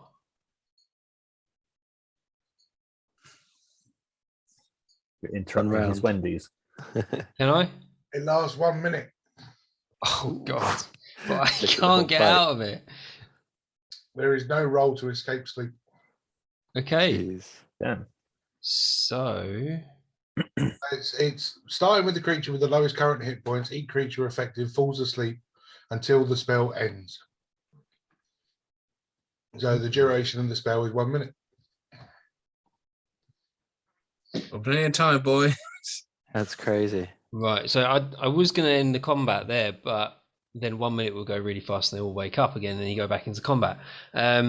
So we're gonna you're just gonna have to pummel them then, Cool. Billy. Yeah, Billy's just gonna move. Oh, I can move myself, of course. Ah, fuck you. No. Ah, What have you done? my bad. I was playing around with AoE stuff. Billy's gonna move. Ooh, just about there. I think he can get there. That should be fine. Yeah. And he's gonna. So I didn't put this on the chat actually, but he has learned another spell. And just to have the quick backstory, having sustained years of horrific cheese burns and once seeing an unfortunate gnome boiled live in a cauldron of cheese sauce, Billy is fully aware of the damage this simple produce can cause, not to mention the lactose intolerances. Harnessing boiling cheese as a weapon proves slightly difficult. It's easy to make but difficult to carry. Finding a vestibule that will retain the heat of the cheese over time whilst being safe to haul on Billy's person requires some craftsmanship. Until he can come up with a thermo jar solution, Billy elects to deposit the hot cheese in glass jars wrapped in leather, insulating the heat for 24 hours at a time. The glass jars may crack from time to time. Oh my God. So this is Lacto Splash. Okay. And he's Like gonna it. throw this jar. So he's gonna take out the jar from the leather wrap, and he's gonna be like, and he's gonna throw it at the dude, the kobold at the back. But it's got 5 foot radius, so it should hit the one by number 5 as well, if successful. So they're all lying on the ground, so it's actually disadvantage to hit, but you're trying to hit the ground, aren't you? So Yeah. So disadvantage to hit for them to defend, or me to hit them. do you have to roll to hit? No, it's just a deck saving throw, I believe. Okay. So it'd be like Instant fail. Yeah. Instant fail. Cool. So Awesome. I like it. So they each take 1d6. Yeah. 1d6. This this like jar of cheese like explodes and coats them, and it just like burns them to a crisp, and they both stop breathing from what you can tell. Yeah, the allergic reaction to mozzarella. Yeah. Lactose intolerant. Nice. Yeah, and that's me. Okay. Seb. Oh, then, well, it is not a lot else I'm not going to bother wasting another spell slot because I think that one did its job. What are they carrying, like weapon-wise? They have got slings and little shitty daggers. No, I don't want any of that. That's rubbish. I'm going to need to. One of my actions, I'm going to need to go and try and buy myself a better weapon because my whip's pretty shit. What have I got in the spells that can do a job? Yeah, all right. I'm just going to do a cantrip. Have either of these two been hit yet, or are they still fresh? They've both been hit. Yeah, Both been hit. Okay, cool. Well, I'm going to attempt to try something then. It's while they are happily unconscious and dreaming, I'm going to use vicious mockery while they're asleep, so that it's going to sound like a dream. Okay. I'm going to insult them in their dreams. Yeah. Or at least try to. Yeah, you can. Yeah, try it. Let's see. Yeah, I mean, bearing in mind these are all like dad joke insults. It's I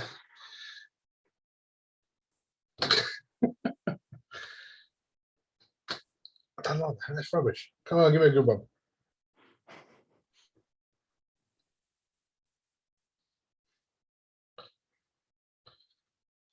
Yeah.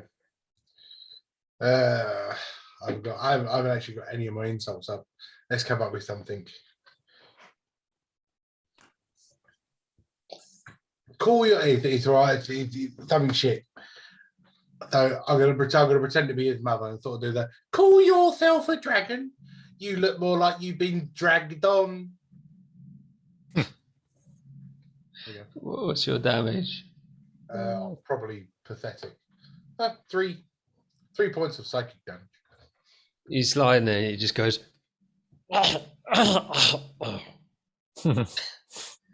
Dies from the insult. Death by insults. As it had 1 HP left. Right. Yeah, so like the other one is battered as well.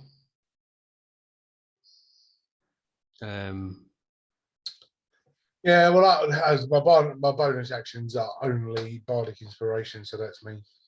Okay, that goes to number 5. Yep, gotta do the same again. Trying this time to give him a mercy kill.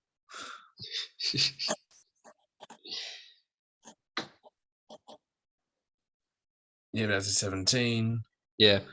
Roll D4. Another 1. Another 1. Wow. Describe the mercy kill. So, because I botched up the first, I felt even more guilty. So I botched up the original plan. So you just see, like, me just saying, I'm so sorry, and just let the club down. I'm trying to make sure that it does kill. Yeah, it does. Apologize. Yeah. It's What's profusely. crying? You just see like a single tear of oil. Yeah. And yeah, you hit the head this time, and it does kill it. Oh my god! If being a moron with a crime, you'd be sentenced to death. It's so weird. Like the last time you came across 4 kobolds, it was like deadly to you guys, absolutely deadly. And now it's just completely deadly to them. Well, it's the difference between being able to cast spells. Yeah. I mean, I actually had a spell that rolled well. I could have killed them all in 1 hit. That's quite good. So I was kind of like, I won't do that. I'll use sleep. It's more fun. Mr. Pierce, heavily injured from that. Yeah, it's knocked your confidence a little bit. But looking in the surrounding area, you've got the 4 bodies, and they're almost identical. Most of them, they sort of look like soldiers, really. And then there are. You look beyond the bodies, and you can see in a pile, sort of wooden contraptions and things, or it's on a sled. Billy, this looks like it's for you, brother. Yeah. If you find anything in there that looks like a rapier, let me know. Yeah, I'll have a butcher's.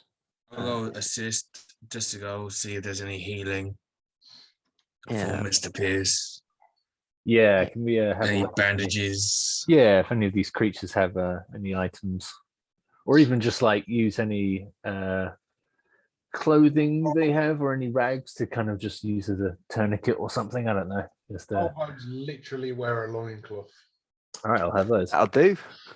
Yeah, I'll Nice just stuff them dirty into like my loincloth. chest And holes. Just pull them up into my chest holes, and they still keep the blood there for a little bit. I would suggest Oh, washing them man. first. Ether. So who wants to investigate what first? Remove their loincloths. Number stuff them. 5, you can do that. Number 5. I'll Yeah. do that and search the bodies as well. You want to search bodies? Okay. Give me an investigation on the bodies. Which do you want to investigate all the bodies or just one at a time?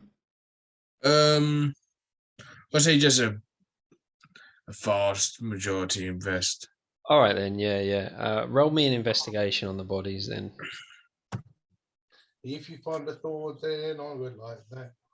That was a 19.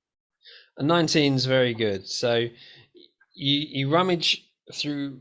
Well, you have a look on the bodies, like flip them over, and you can find on 3 of them the little satchels that you found on the previous kobolds, which had little like sort of nuts and bolts type things in there, like small parts that you could use when crafting things. One thing you do find on another one is a small jar of centipedes. Freaky. Yeah, and they're all crammed in there. For you to hold, so for them it would be quite a large jar. So for you, it's like a normal sort of jam jar size. Yeah. Are they alive? Or was it just? They are alive. They're alive and crawling around in there. Intriguing. I found something that you might want, Billy. The little bags of bits and bobs. Oh yeah, thanks, mate. I'll take those. I'll pass it over. Cool. And who was investigating? Was anybody investigating the rest of it? The contraption will be Billy's domain. Right. So the contraption, you look at the pile of stuff, and it is just like parts. But what you can make out, if you give me investigation, I'll go see how much I'm going to give you.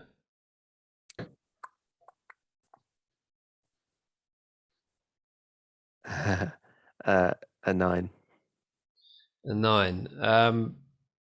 It looks like the kobold would wear this on their back.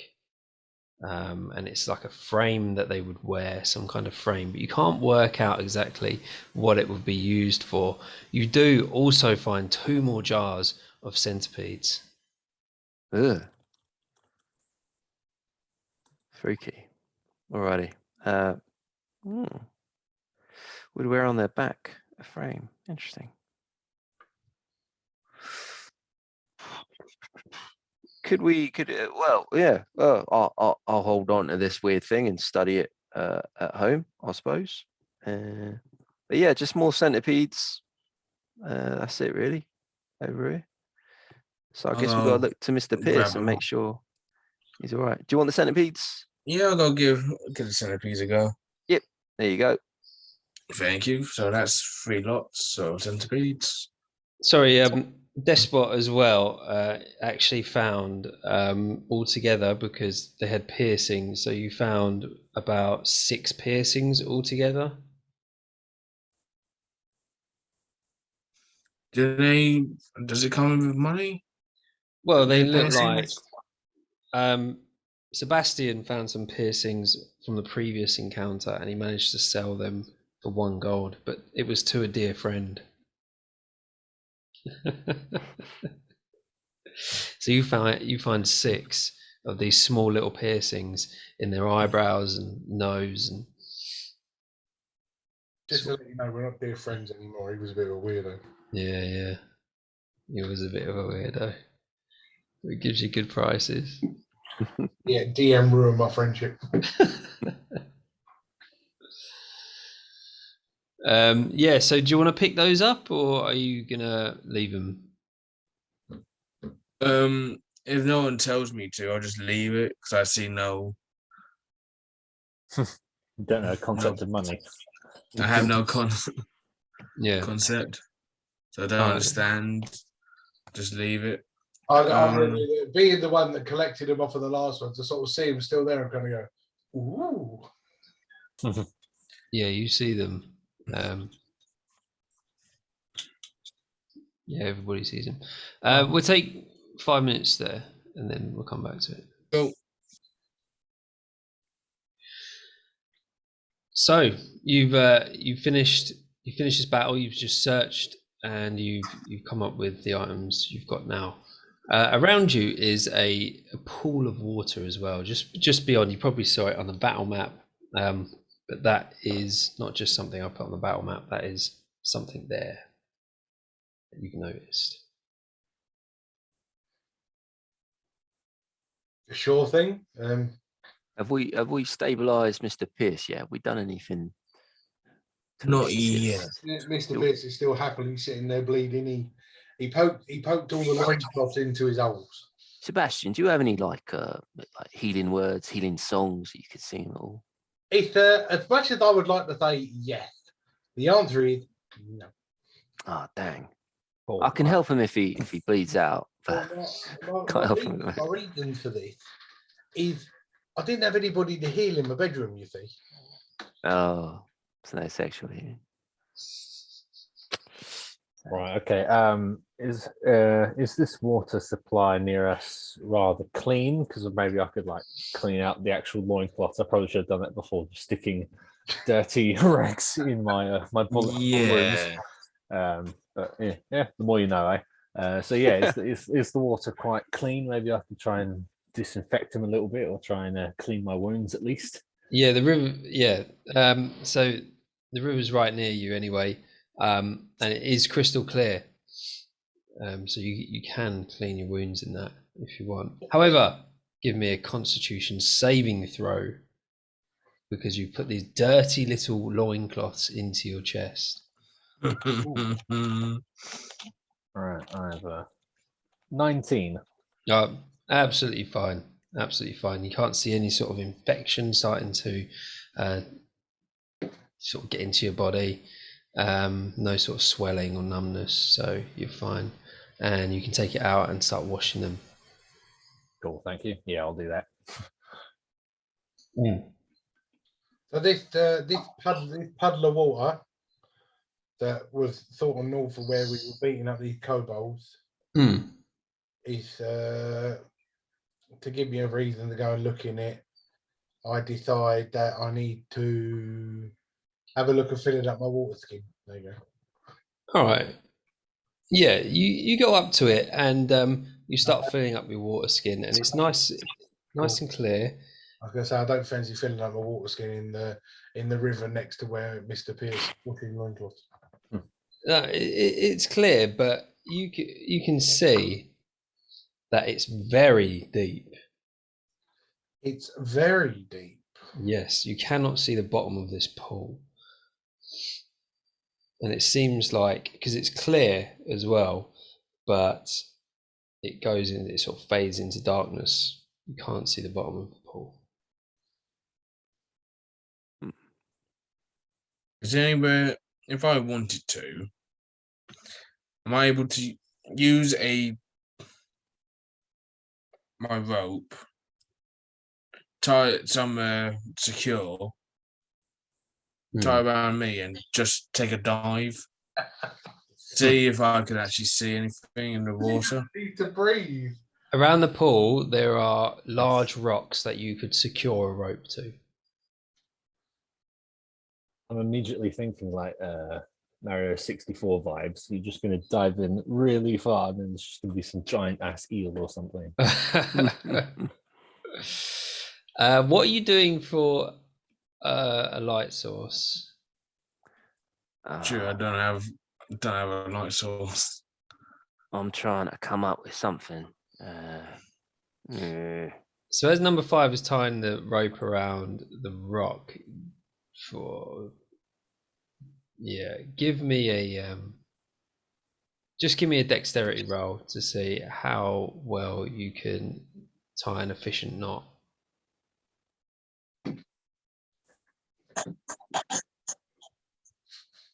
19. Okay, you're pretty happy with your knot, and it's pretty tight.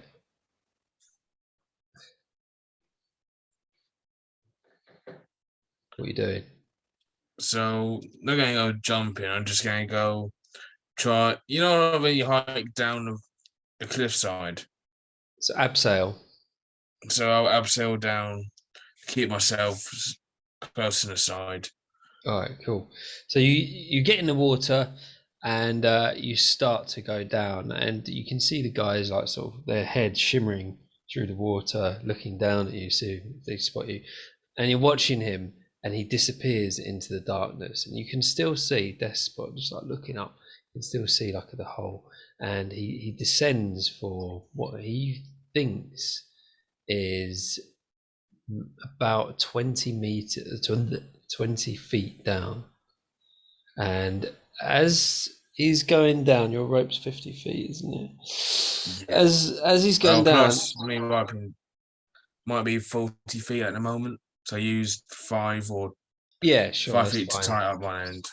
So you get down 20 Myself. feet and you land at what initially you think is the bottom of the pool, but you can feel that it's more like logs or something. It's not like landing in dirt. Mm. Meanwhile, so what? Sorry, just what Billy was constructing was he used some of the trap fittings to take his hood and lantern and kind of fill all the gaps in the lantern so that it's reasonably airtight. Mm. And I don't know if this would actually work in the real world, but the lantern is for all intents and purposes waterproof. So he would throw down the lantern, see if he can sink it down to number 5, so he can look Okay. around. And you're which tying that would- onto a rope as well. Could do. I have got Just rope drop on it it. as well. So just kind of like fishing with a light Hmm. and just throw it down to number 5, and that will emit bright light in a 5-foot radius and dim light for an additional 5. Okay, that's good. You're trying to determine, you're like stamping on this thing. You're like trying to determine what it is. Like, what is that? It's weird. And this light comes down, and just like stops next to you. You look down, and it's like a layer or a level of logs placed deliberately in this hole, like a platform, like right across the whole diameter of the hole. And you look down, and there is a stone, like tablet type thing, about a foot, like 1 foot by 1 foot. I'll pick it up. I'll pick the stone tablet up. So you pick it up, you look at it, and it has a diagram on it, right? What you can decipher from it is that you can see like a long shaft, right? And at like 10 foot intervals, there is like what seem to be log platforms to a depth of about 200 feet. There are also little sort of diagonal tubes as well that come off it. And at the bottom, it looks like a treasure chest or something, some kind of treasure at the bottom, which is like chipped into it, but it's a small picture. It's quite hard to make out. Cool. I'll not keep it to myself, but I'll keep it in my possession to show the party afterwards. Anything else I can see in my local area? That's it. There's nothing else down there. And I'm 20 feet, and I don't see any other platforms. You don't see any platforms because what's directly below you is just logs going across. So you can't see anything else. You're just in a tube submerged underwater. At that moment, the flame goes out. Yeah, it wouldn't last And long. as soon as that goes up, I will make my way back up. Cool. Still Yeah. holding the tablet. Cool. Yeah. You resurface. Welcome back, number 5. What'd you find down there? This tablet that looks like a map of the inside. Hmm.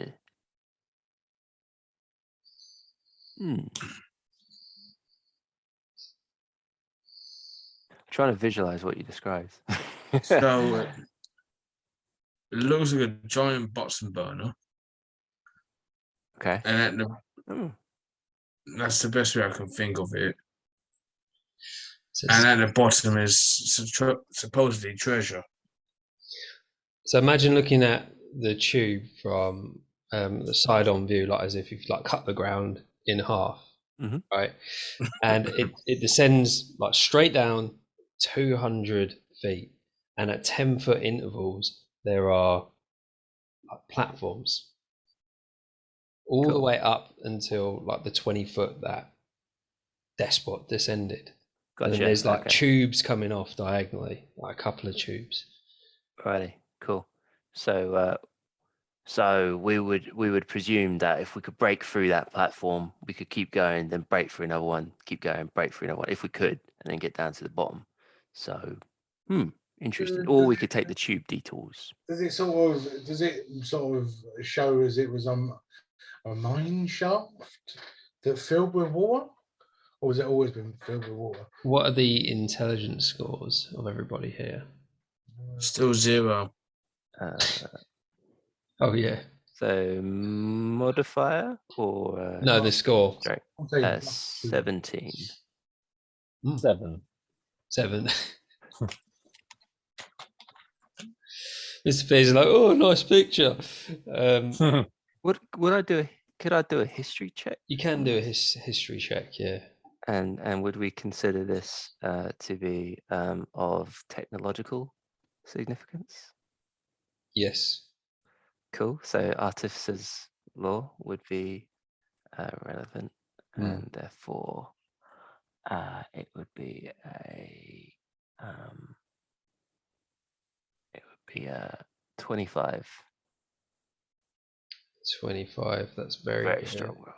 Very strong roll. In your zealous studying that you've done since you found this this lovely new trade of yours, you did come across something that some races used to do to hide stuff of extreme value. Years, like hundreds of years ago.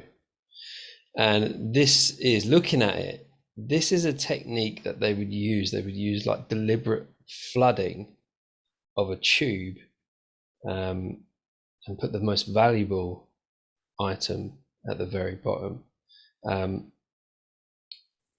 So yeah, it's like deliberate flooding, but what you know is that the level does go down and can come back up depending on the flow of whatever's like the rivers right next to you.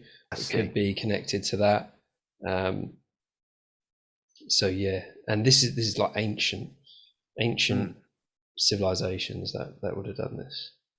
Right, so it's quite possible that if we create some sort of blockage of the supply of water, then the shaft will drain, and then we'll be able to get to the treasure at the bottom. Either that, or we all got to come up with some sort of breathing apparatus. But yeah, we could try building some sort of dam to stop the water coming. Can we see any sort of where the water is flooding in from? No, you can't see that. Okay. You only know that that's happening because of the diagram that you found. Okay. Okay. But so we can't see on the diagram, obviously, where the water is coming in from, but we can see tubes coming off from the main long bit. Two with tubes either two side. tubes. Okay. One quite low down and one sort of halfway down. Enters the main tube, sort of halfway down and then near the bottom. Okay. So we potentially assume that's where the water's coming in from. Yeah. Well, we know what's down there, but yeah, we need to find a source of the water supply and also an exit where the water's getting out from, or where it could get out from.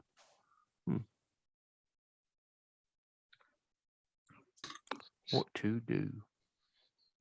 What was our reason for walking along here? We were going somewhere. We were trying to find the colony. Yeah. So this is a bit of a detour, but yeah, in the name of treasure. An adventure. Always adventure. Are on the diagram, is there is one of those tubes that veers off? Is that accessible without having to break through any log platforms? It's halfway down, so it's about 100 foot down. So we'd have to break through the log platforms if we're going to take that approach. Okay. How far away is the river from this pool? The river from this pool is 100, let's say 100 feet. And this peculiar diagram, that diagonal one that's half, is that going towards the river? You don't know. Oh, I'm going to strip down at my skivvies and take a dive in the river. So return to the river and then have a look around there, investigate around there for some sort of tunnel. Using my mild intelligence and talking to Billy because he's more cleverer than me.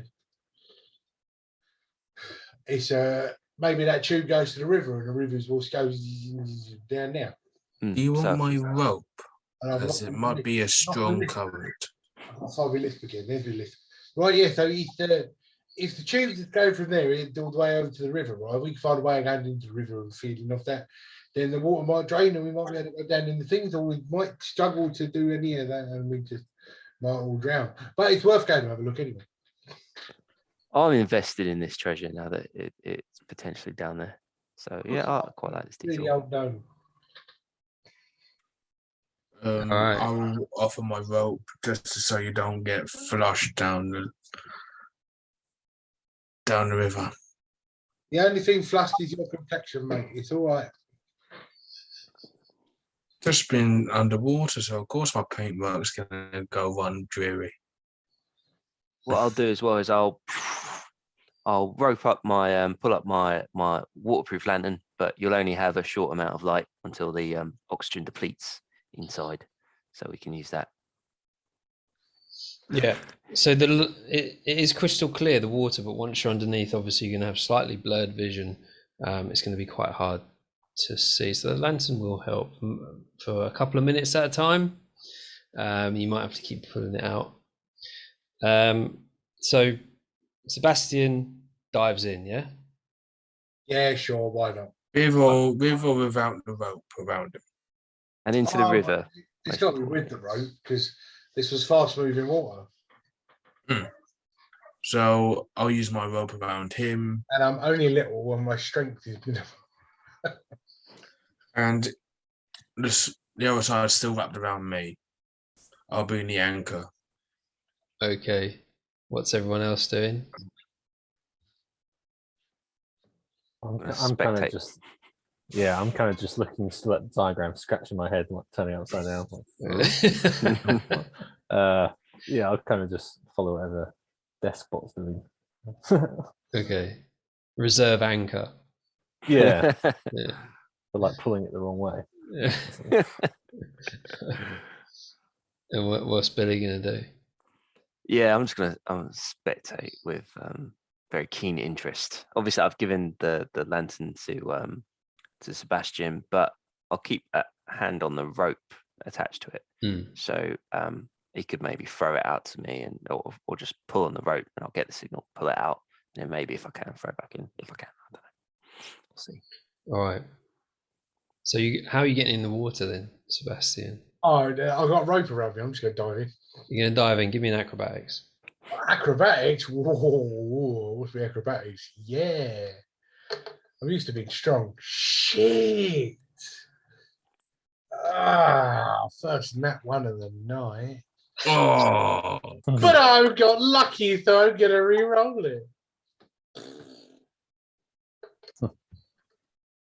And with my +5, 18.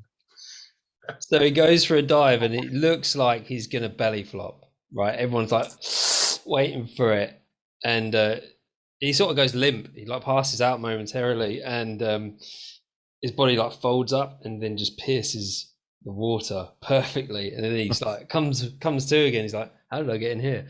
And then starts swimming. You all like look at each other like that's the weirdest dive I've ever seen. And you start swimming around. And so where are you looking? So basically, I want to look along, so sort of where the pool is to where the river is. I want to check that bit of bank or that bit of bottom. I want to see if there's any holes, caverns, crevices, anything that sort of heads off in that direction. Let's sort of go with anything within sort of like a 50-foot stretch of where I can see the river in, or the pool in the background. Okay, roll an investigation.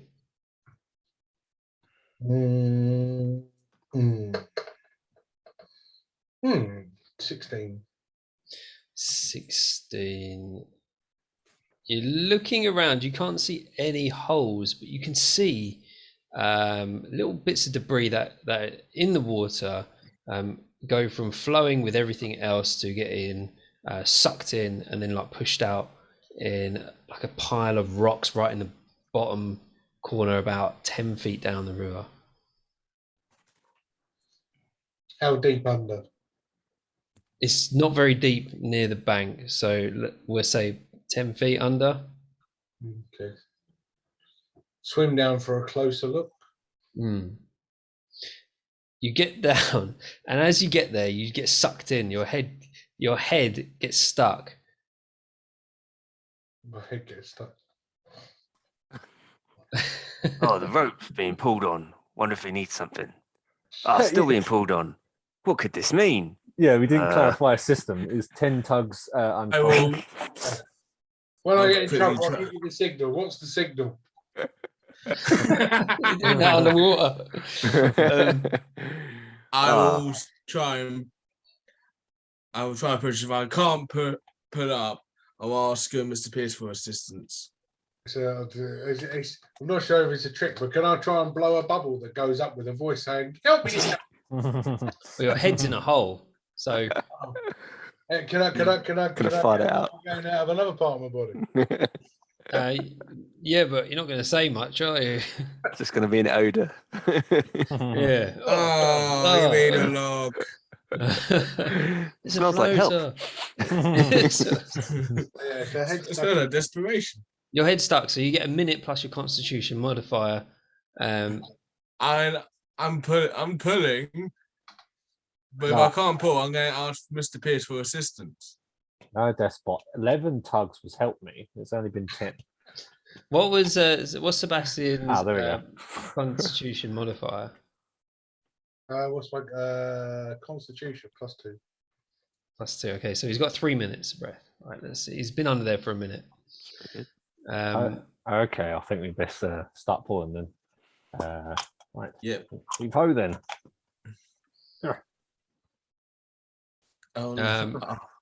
Let Mr. Pierce do it.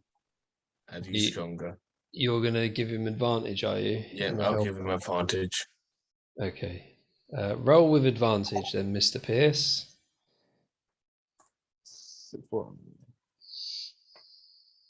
So roll 2 20s, choose a higher. Oh, that was lucky I had advantage. 16. 16 is good. Your head pops out. And you can see this is a hole. Yes, the guys are a-holes for taking so long to pull me up.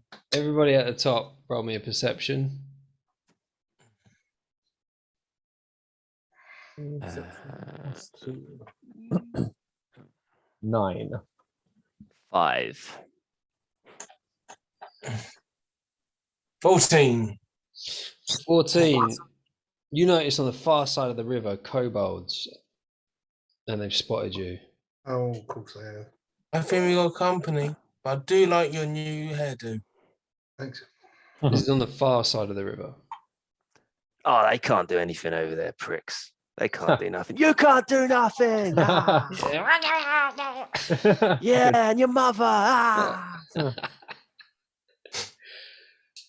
What's Seb I doing? didn't know you speak. What's Seb doing? Cool. He's trying to sort his hair out. He's free from the hole.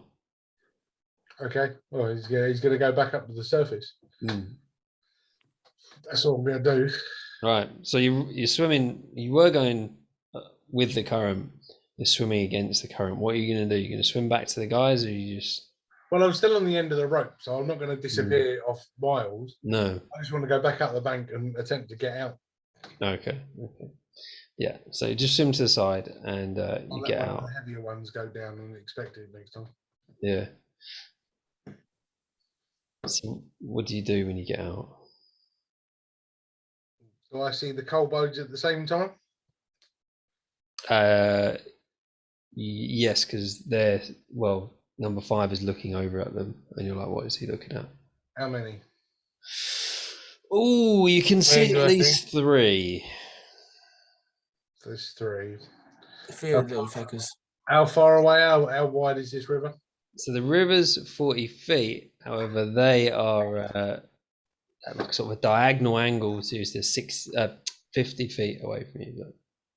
50 feet away from me. Too far away to use that. Could be annoying. I can't sleep again.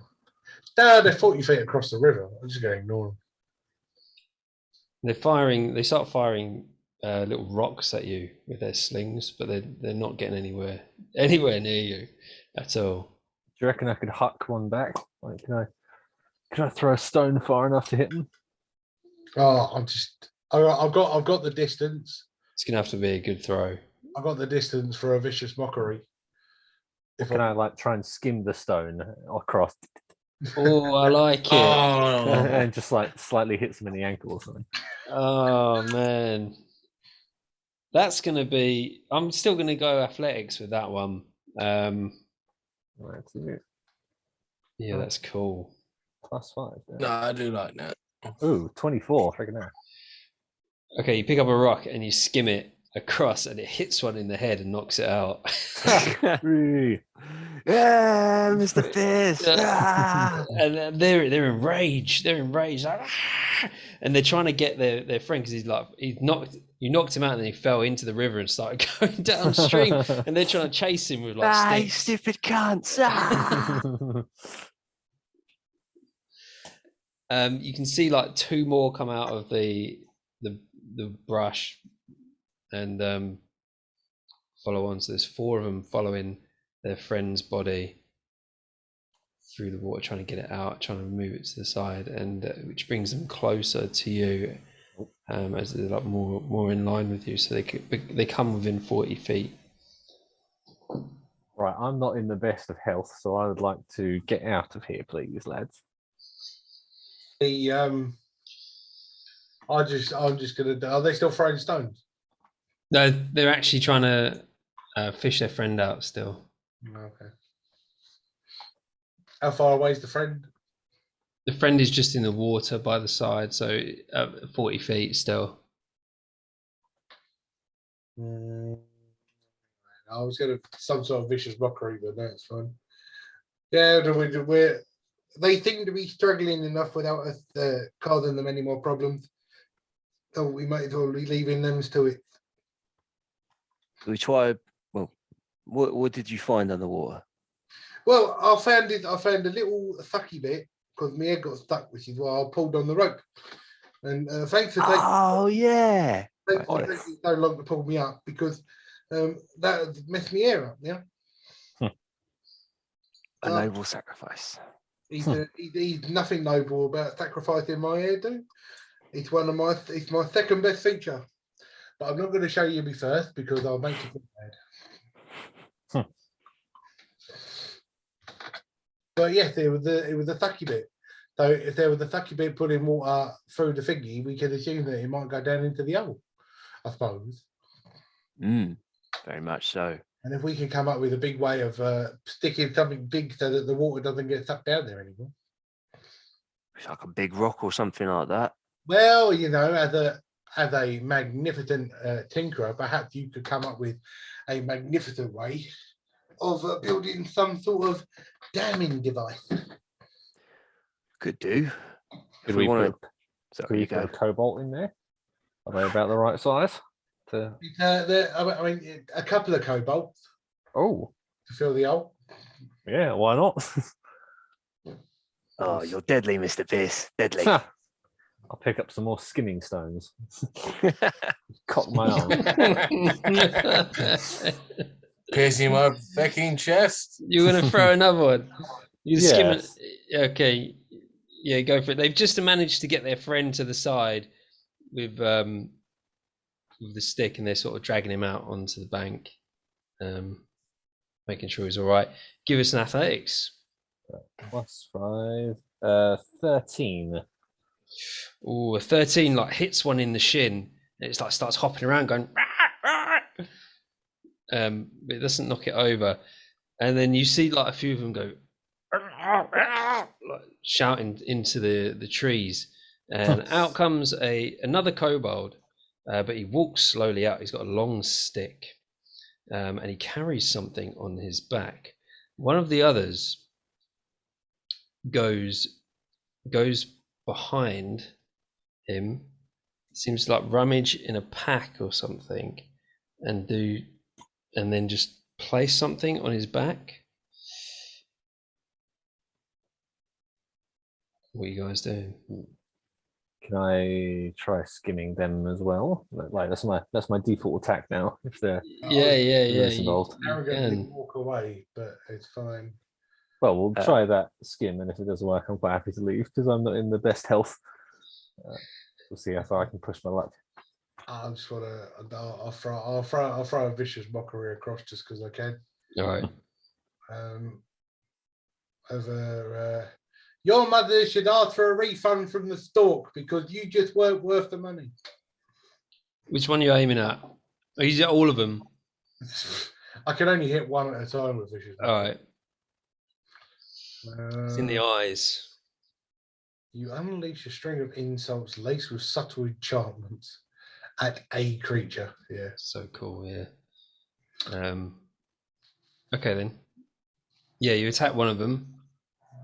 If he's there, I'm going to aim for the one that is rummaging through the pack.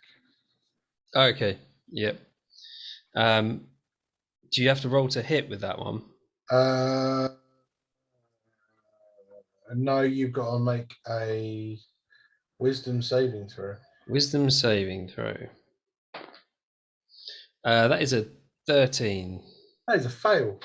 Oh, shit. And that is 4 points of psychic damage. 4 points. Nice. You just seem like go.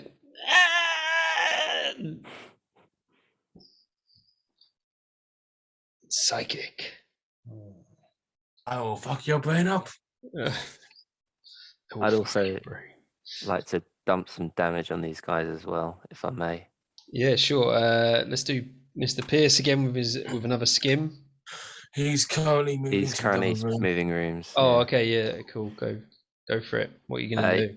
Yeah, so Billy's going to position his pizza shovel on a rock, so midway, so using it as, and I learnt this word, a fulcrum. And he's going to have the shovel head down one end. He's going to take out one of his cheese jars and put it on the shovel head. He's going to look over to the kobolds, lick his finger, put it into the air, get a sense for the wind. Hmm. And then he's going to jump onto the stick end, sailing this cheese jar, flying at the group of kobolds. If he may.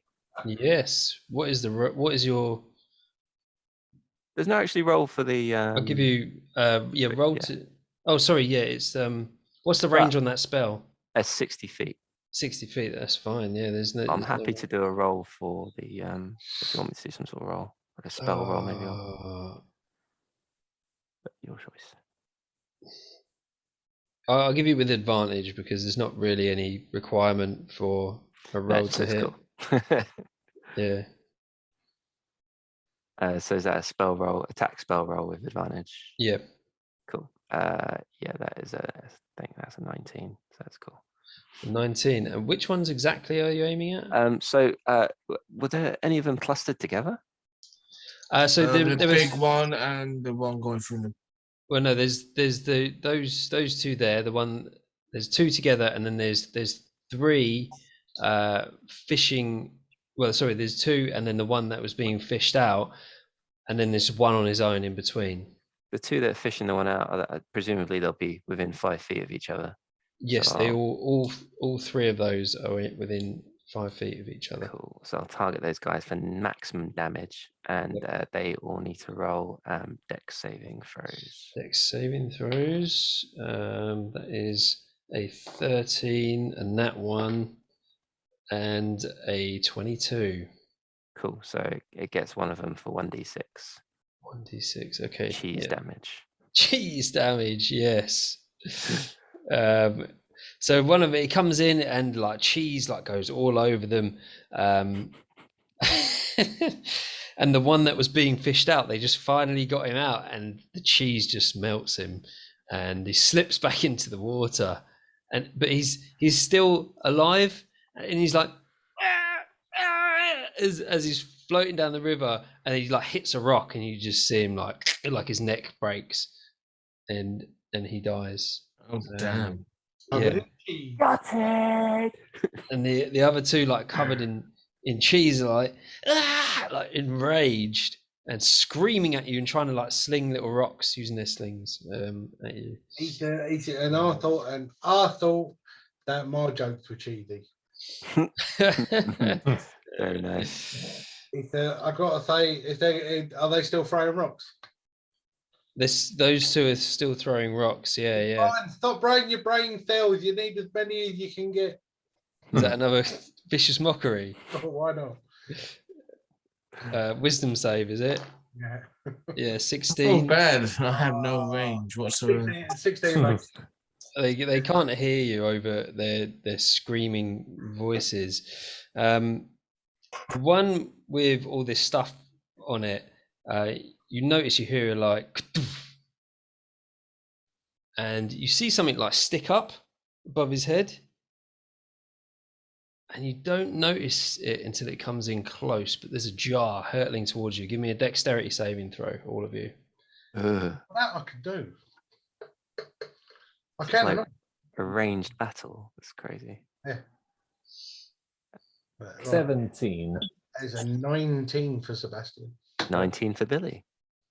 6 for number 5. For number 5. Can't help in the 5. Gets done over. You guys take cover.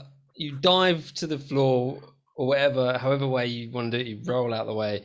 How do you actually get out the way? You tell me. What's flying towards us? A jar. A jar. A jar. So it's like I've already watched Billy throw one way. He's fine. What I'm going to do is because he's going to get hit by it, I'm going to do a couple of cartwheels in front of Despot. Nice. Just a bit of acrobatics. Just a couple of cartwheels. Finish it with a good old. Go on then. What are you like sacrificing yourself?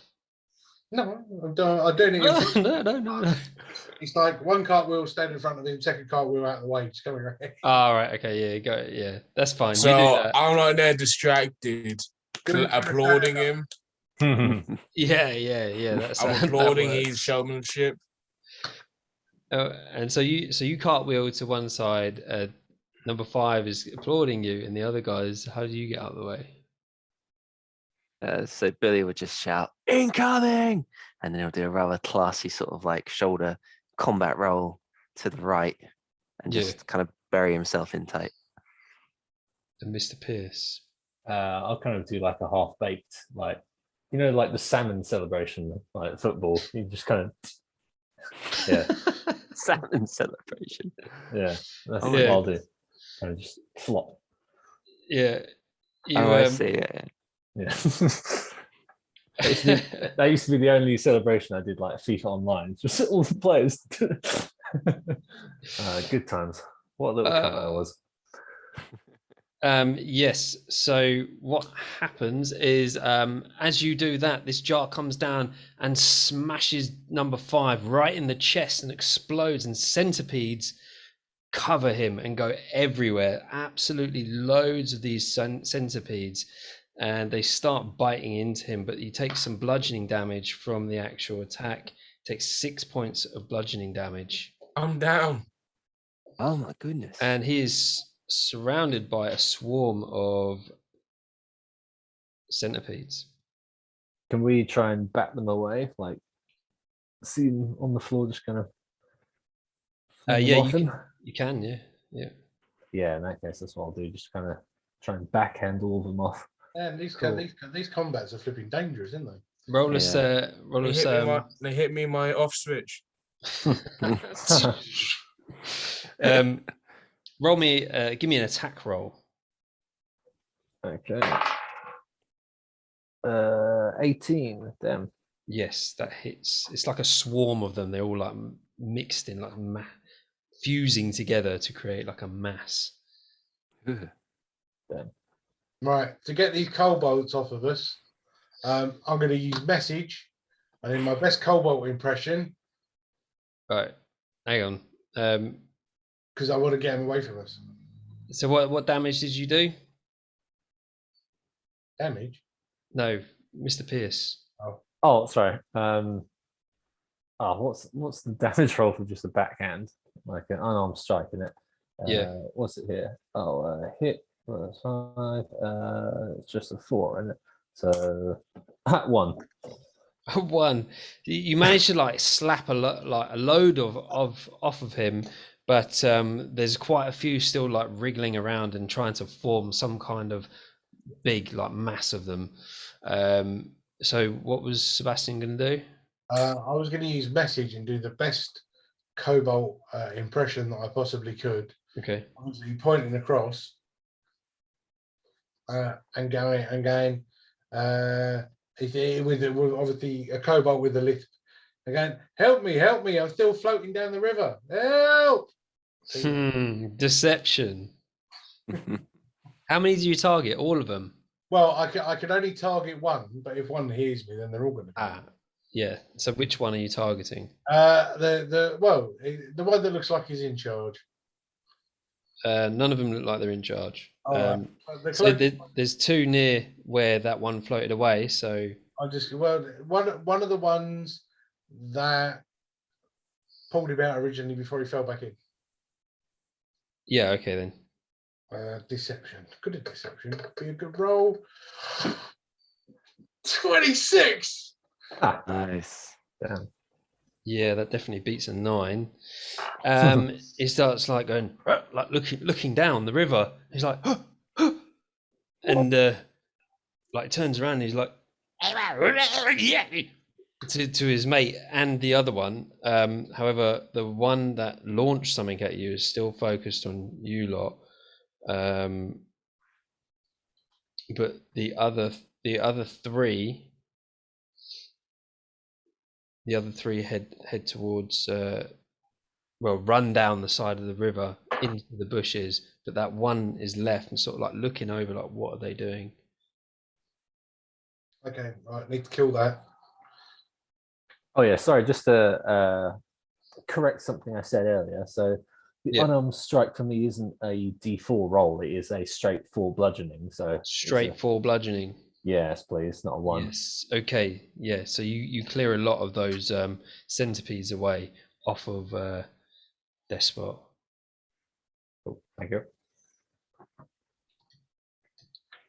Despot, give me a death saving throw. No, Oh shit! Oh, damn. he's dead. He's How do you bring a robot back to life? Jump Johnny start. Five. Nat 20. No, Johnny Five. Nat 20, 2 saves. Very nice. Really? I'm gonna bolt if I may, because this is kind of weird because we're kind of half in combat, half out. Yeah.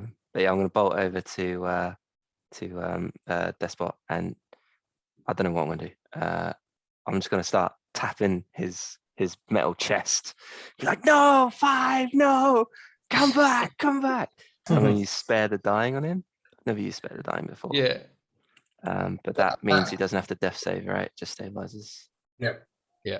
So I'll be using my hammer, actually. I'll be using my hammer and just whacking him on the chest. Come on, number 5. Come on. Right. Great. So there's one kobold left, right? There's one that one like one with a stick and something on its back. How far away from the dead kobolds am I? The dead ones. Yeah. There's one dead one. No, the dead one went into the water and has gone downstream. The ones that we fought. Oh, the ones. Oh, they're behind you. They're not far behind you. Cool. I'm gonna run over and pick up one of the daggers that they were carrying. All right. Yeah, you pick up a dagger. Cool. I'm gonna throw it. Okay. Oh, and we can probably use their corpses later to fill up that hole. Yeah. Oh, yeah. We didn't need to start a fight, did we? Good thinking, Sebastian. Something wrong with their bodies. I'm just gonna. So it's 20 to 60. So because it's over 20 feet, I'll be rolling with disadvantage. But it's better than nothing.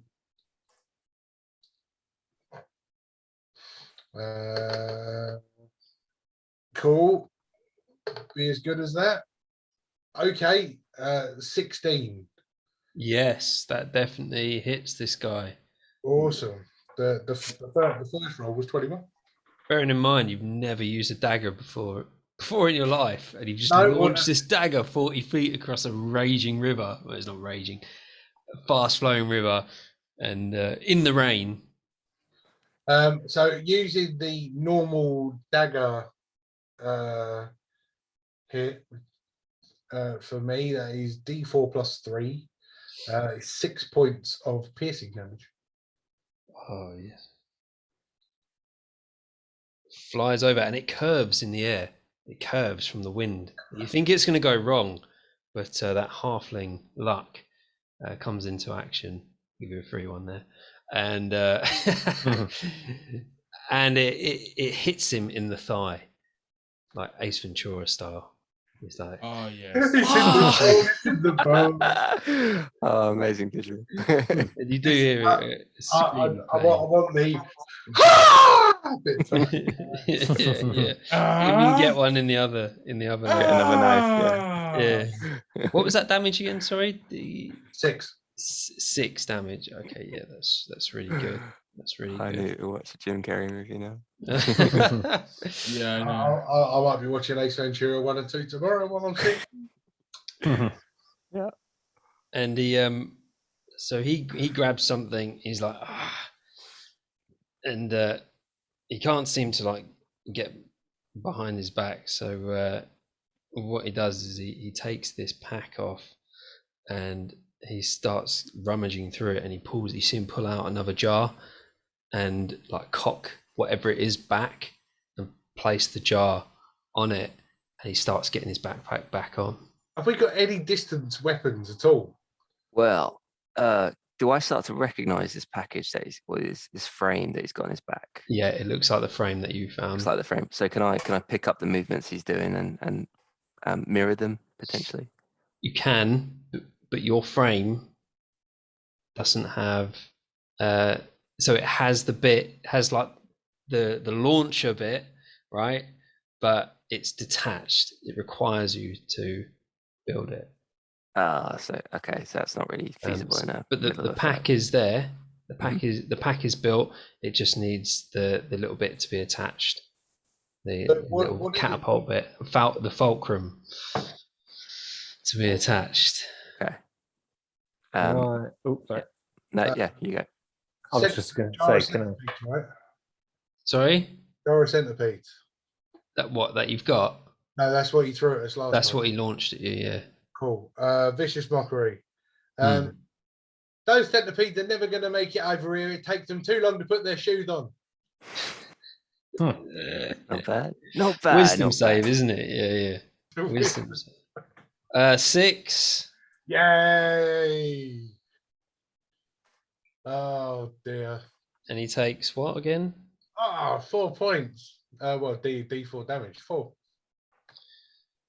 With this, like he's got his head turned, and he's like, he looks like he's like shaking in rage after hearing this. But then he starts to go. You see that, and like focusing in a little bit more, he turns over. He looks over his shoulder, and you can see a tear rolling down his cheek, and he just Oh man. he stands up with his like head dipped, and he just kicks the bag and just walks off into the forest.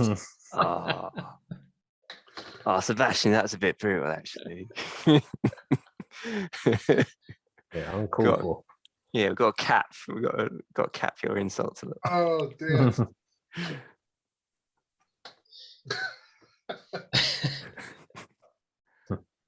Poor lad. Oh, see, I quite enjoyed that. It was you thinking outside the box. Yeah. The only long distance anything I've got is vicious mockery at 60 feet. That's it. So throughout the day, you've been traveling through this forest. You've had stops in certain places. You've gone back in yourself a little bit, and so all in all, you've travelled about 5 miles in this forested area. What's the time? And you can't really tell what the time is because there's no sun. But someone give me an intelligence, a straight intelligence roll. I'll do that one. Or an insight. Somebody give me an insight. I won't do that one. Hmm. Maybe I will do that one. No, I won't do that one. Yeah, no, I'll throw you one. 15. Only get a +1 though. So 15, yeah, I suppose you can tell that it's getting around 3 o'clock-ish if we do it by our time. We still got a little bit of time.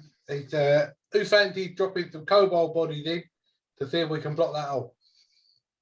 Yeah, I think we should do it while we're here. When they Although, get down there, if they get sucked onto it, yeah, like I did, that's why my ears all bit up.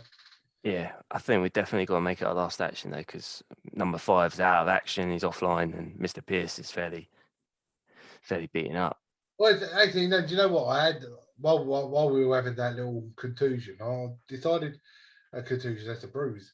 I decided that I had an idea of how to bring him back to life. Oh, pray tell. Yeah, I fancied seeing if it would work. I wasn't 100% sure, and which is why I'm checking this first. In the meantime, Noise damage. No. these centipedes that were kind of forming into a bulge, did anything happen with that, or was it enough to stone all of them with my 4 of bludgeoning damage? Yeah, they've sort of dispersed now after that Okay, cool. attack. I see. Cool beans. So what I'm going to do, I'm going to do this because it's there. I've got it. So being an entertainer, there are many things that I am skilled at, and one of those things that I'm skilled at is balloon animals. So in my entertainer's bag, I have a packet of balloons. So I'm going to pull out one of them. Okay, I see where you're coming from. I see it. I see where you're coming from. Right, and I'm going to blow them up, and I'm going to rub them vigorously together like that. And then I'm going to go, clear!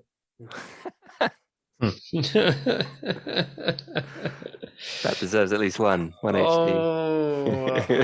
Give me a medicine check with that one. As you do that, it's like it was it was supposed to happen, but God, behind you, Jonathan's been so friendly tonight. So that's an 18. an 18. Okay, yeah, you managed to stabilize him a little bit, and you hear as he comes back online with 1 HP. But behind, as that happens, lightning strikes again on the opposite side, like basically where you sent the kobolds running really far down the river, and you can see this static electricity, or the static, like the electricity just surging between the trees as if they're charged. Well,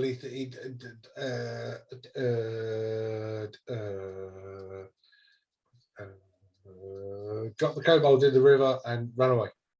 And so, yeah, the lightning's striking more frequently now around you. Not really close, but you can see it. It's a Deathbot. Just stay over there for a little bit. Just give us a good distance, just in case. Or maybe lightning will reanimate him. I don't know how death spots work. Well, he's up with 1 hit point. That's all we need. All right. 1%. I brought you back together with balloon power. Just hope he doesn't run into a trap on the way back. we know how to handle 1 HP characters. It's If fine. he doesn't, All right, let's throw these kobolds in, and then then we can use those platforms as shelter from the storm potentially. Yeah. So shall we do it? Should we go grab them? yeah, we're gonna have to. We need a stick that's about 10 foot long, so that we can push them down. Because if we just put them in the water, they're gonna just float down. Yeah, well, we could time it again with some rope. Make them into a nice bunch of kobold, and then maybe we could. I don't know. Maybe we could get someone to deposit him by tying a rope to that person, as you found it in the first place. Just make sure it finds its target. Like they're seen out of critters when they all make a ball and start rolling. Nice. All right. Well, yeah. Let's go. Pack him up and get him in the water and then position him. I'll try my best to go assist as far as I can. Appreciate it, number 5. Appreciate it. So yeah, Okay. So you basically have created a cobalt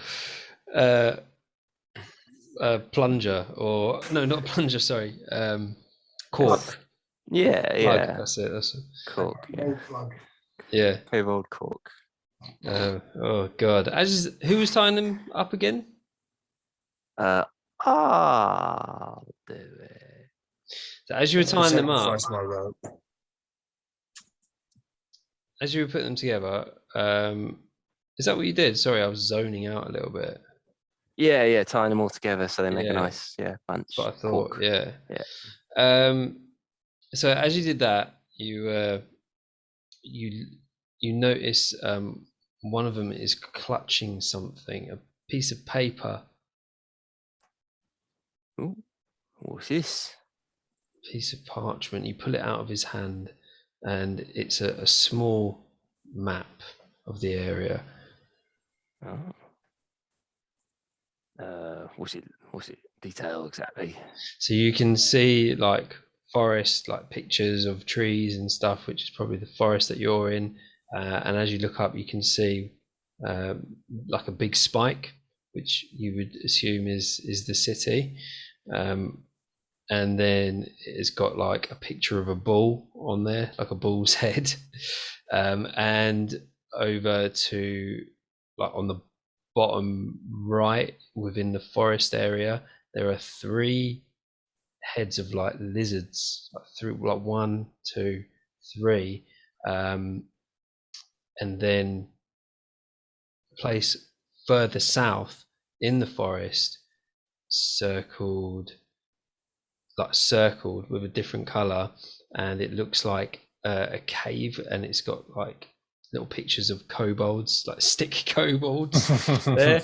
But then across from that, not too far towards the west, is a little like fort symbol. Cool. So we effectively have ourselves a small map of the Dicklundia area. Nice. Mainly stuff to the south. Mhm. That's it, yeah, to the Cool. south of your city. Put that down in my map sheet. Cool. Yeah, lads, look at this. Got a nice map, a crude map from looks like the south of the city, but there's some places of interest here that we could probably check out at some point. Yeah. Is there 4 cobalt camps? So three lizard camps, presumably different to kobold, and then one that kobold cave. Sorry, there's the 3 lizard thing is a small symbol of 3 lizard heads together. Oh, Ah. 3 lizards together. So yeah, a little settlement over there, and little kobold settlement over there, and then that fort looks very interesting. And the bull's head, we would presume potentially is what the location of the iron beast that you weren't with us, number 5, but we all had a little incident with. Yes, Sebastian will tell you about the testicles. Well, I was there in spirit with you. And you Seb's got a ball down the balls. All right. Well, yeah, I'll stash that somewhere, and yeah, we'll keep on with the plan to create the cork. So that'll be created, all wrapped up, and then I'll just look to the guys and be like, "Yeah, who wants to position this? Because I ain't getting in the fucking river." The big one. Piercy or number 5 are both banged up quite a bit. Well, I'll still reckon that one of the bigger ones would be the best one, because last time I went down there, I got stuck. Yeah, but you're more familiar with it, so you know where it is. Yeah, but I'm not old. Do you know what? Fuck it. Go on then. Yep. Strip off the whiskey fizz again. And you're a halfling, right? Aren't you, Sebastian? Right, here you go. Just kind of throws you a pile of kobolds. I just, how much strength? it's treading water. What is it? Kicks her. And it moves at half a centimeter. Can I sort of start stuffing stones into the middle of this to make it a bit heavier? yes, yeah, you can do that. I'm good. Yeah. And you're going to go in with them then? There was a second rope, wasn't there? It was on the lantern. Yeah, for you. Yes. All right, here you go. Before I'll use my treading water. I use my rope in the kobolds, so I think it's number 5's rope. Yep. Yeah. How's your lantern? Do you still have it? Yeah, still got it tucked away. Do you need a lantern? Do you think? No, I know that. I remember where the old was. It's fine. It's right down there. All I've got to do is push these in the right direction, and everything will be all right. All right. Well, let's execute. Right. So push the kobolds into the water. And I jump directly on top of the kobolds. So I'm almost treading water, standing on top of them. And I'm going to go to Mr. Pierce. Now push. Okay. He puts his hand on the top of my head and pushes me under. So that it's with the pile of kobolds, my 3.5, 4 foot frame, and Mr. Pierce's arm should get 10 foot down to the bottom of the river to reach the arm. All right. Yeah, it does. It goes down to the bottom and the current takes you, so you don't have to worry about swimming too much. You get down to the hole, but you can feel the buoyancy of the body starting to push you back up. What are you doing? Push harder! Double-handed. You go right down. You hit the bottom this time, and then come back up. You can see the hole as the bodies are starting to push you back up to the top. Give me an athletics check to see if you can ram them in.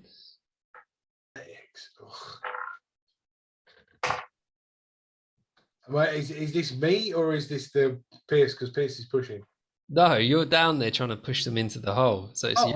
I was getting Pierce to push me under. Yeah, you pushed you under, but then as you rose back up and you had your eye on the hole, you were like, right, now I'm going to push these two dead things in the hole. And you got 0. And you go to push it, and it just like spins out of your hands and goes behind you and starts heading down the stream. Did you have a rope attached to it? No. No, and they start to spin down. And they're only about 5 feet away from you. As I start swimming after them. you start swimming after them, and give me a dexterity to see if you can grab it. I see dexterity. I've got strength. I haven't. Dexterity 15. So you catch it. Right. So I hold it onto a pile of dead kobolds. Pull! I'll start pulling. Yeah, just tell me what you're doing.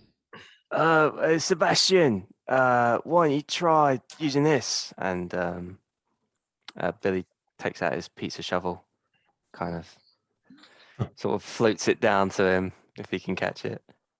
Then he can kind of just like smash it in there. That's a good idea. Are you using it? Were you using it as a paddle then? Oh, you could use it temporarily as a paddle, but when it's down to getting him in there, into the corking him in, he could just be like, get in there. Kobolds just go. Multifunctional. The pizza shovel's amazing. Using it to tamp them in the hole. By the sounds of it, yes.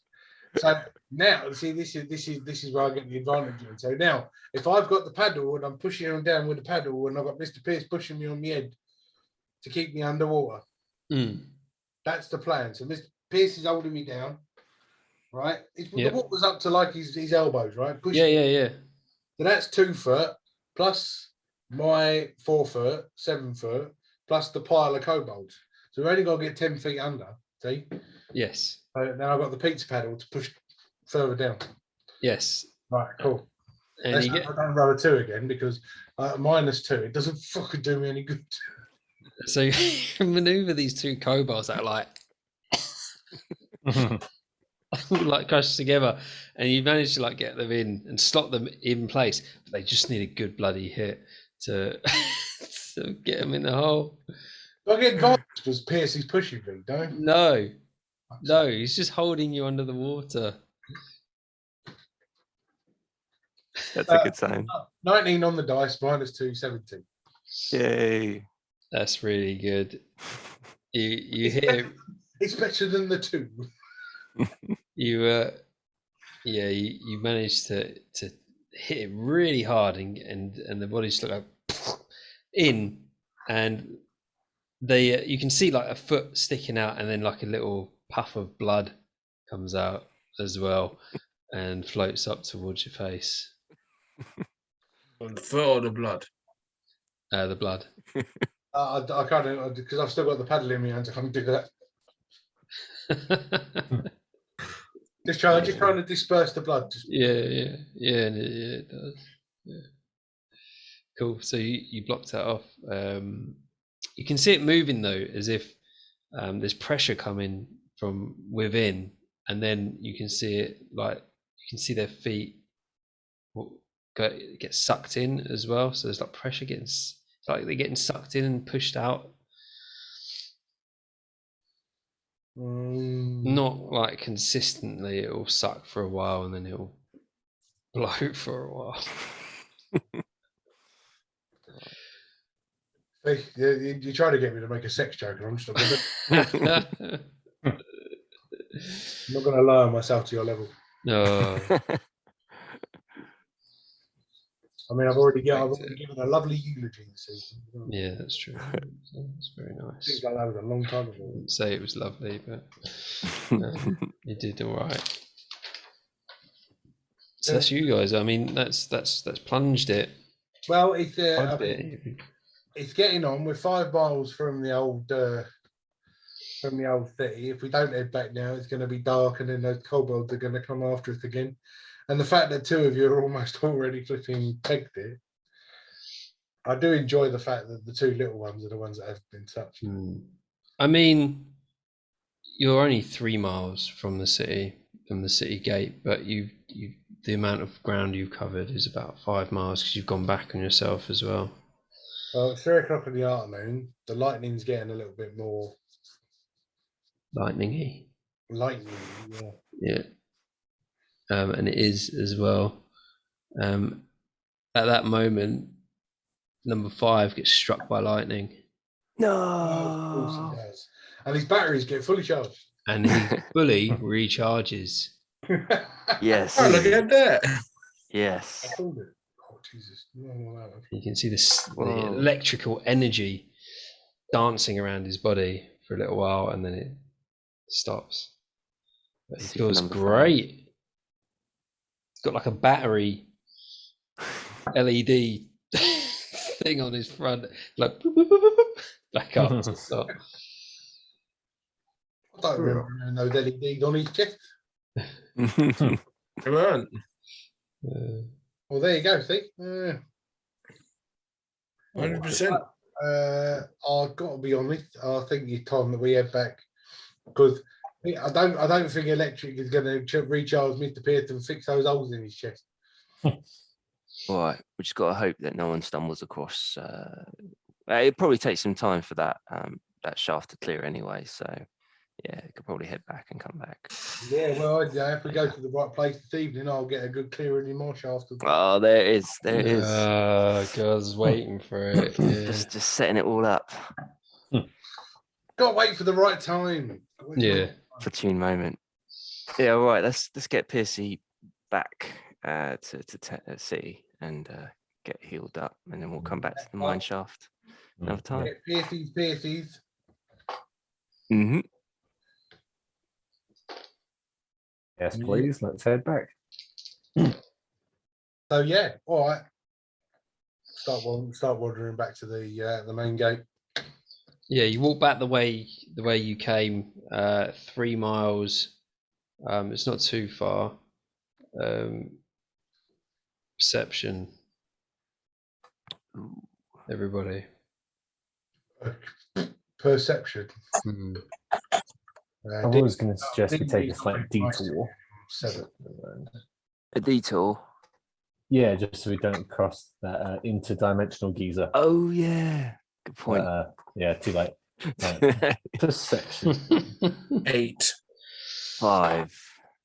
Ooh, 20. Good. At least one of us has seen something. We had a 5, 6, and a 7. What did Sebastian get first? Oh, Sebastian got a 7. Piercy got a 20. All right. Oh, okay. Yeah. Piercy notices a disturbance in the ground as he's walking, and he sort of steps around and alerts you guys to it. Well, yes, fellas, the grounds are trembling a little bit. I'm not liking the feeling of this. We should probably start hurrying up. Let's just take a little bit of a quicker one, I think. What was it? The ground started rumbling. So he noticed like something strange in the ground. That's not quite. I don't know. So like, it's been disturbed in some way. It's not natural. Right. Yeah, okay. That's what I meant. Sorry. So another trap.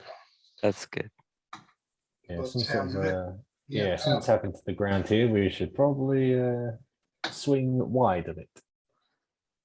Can we take a little peek at it at least? Just not to walk on it, but just to see if it can identify safely. Pick up a stone and throw it onto the loose bit of ground that Piercy went was a bit weird. Could do. I'm not doing, that's what I'm doing. Oh. All right, I'll step back. Yeah, you lads have a look. I'm staying away. You throw a stone and you hear a hollow noise. Hollow. Oh. Get your pizza shovel out and clear the top of the soil. All right, all right. Gets the pizza shovel out, starts, getting that soil out, seeing what's under there. You stick your pizza shovel into it, and rather than digging into dirt, you slide it in to like a flat wooden panel,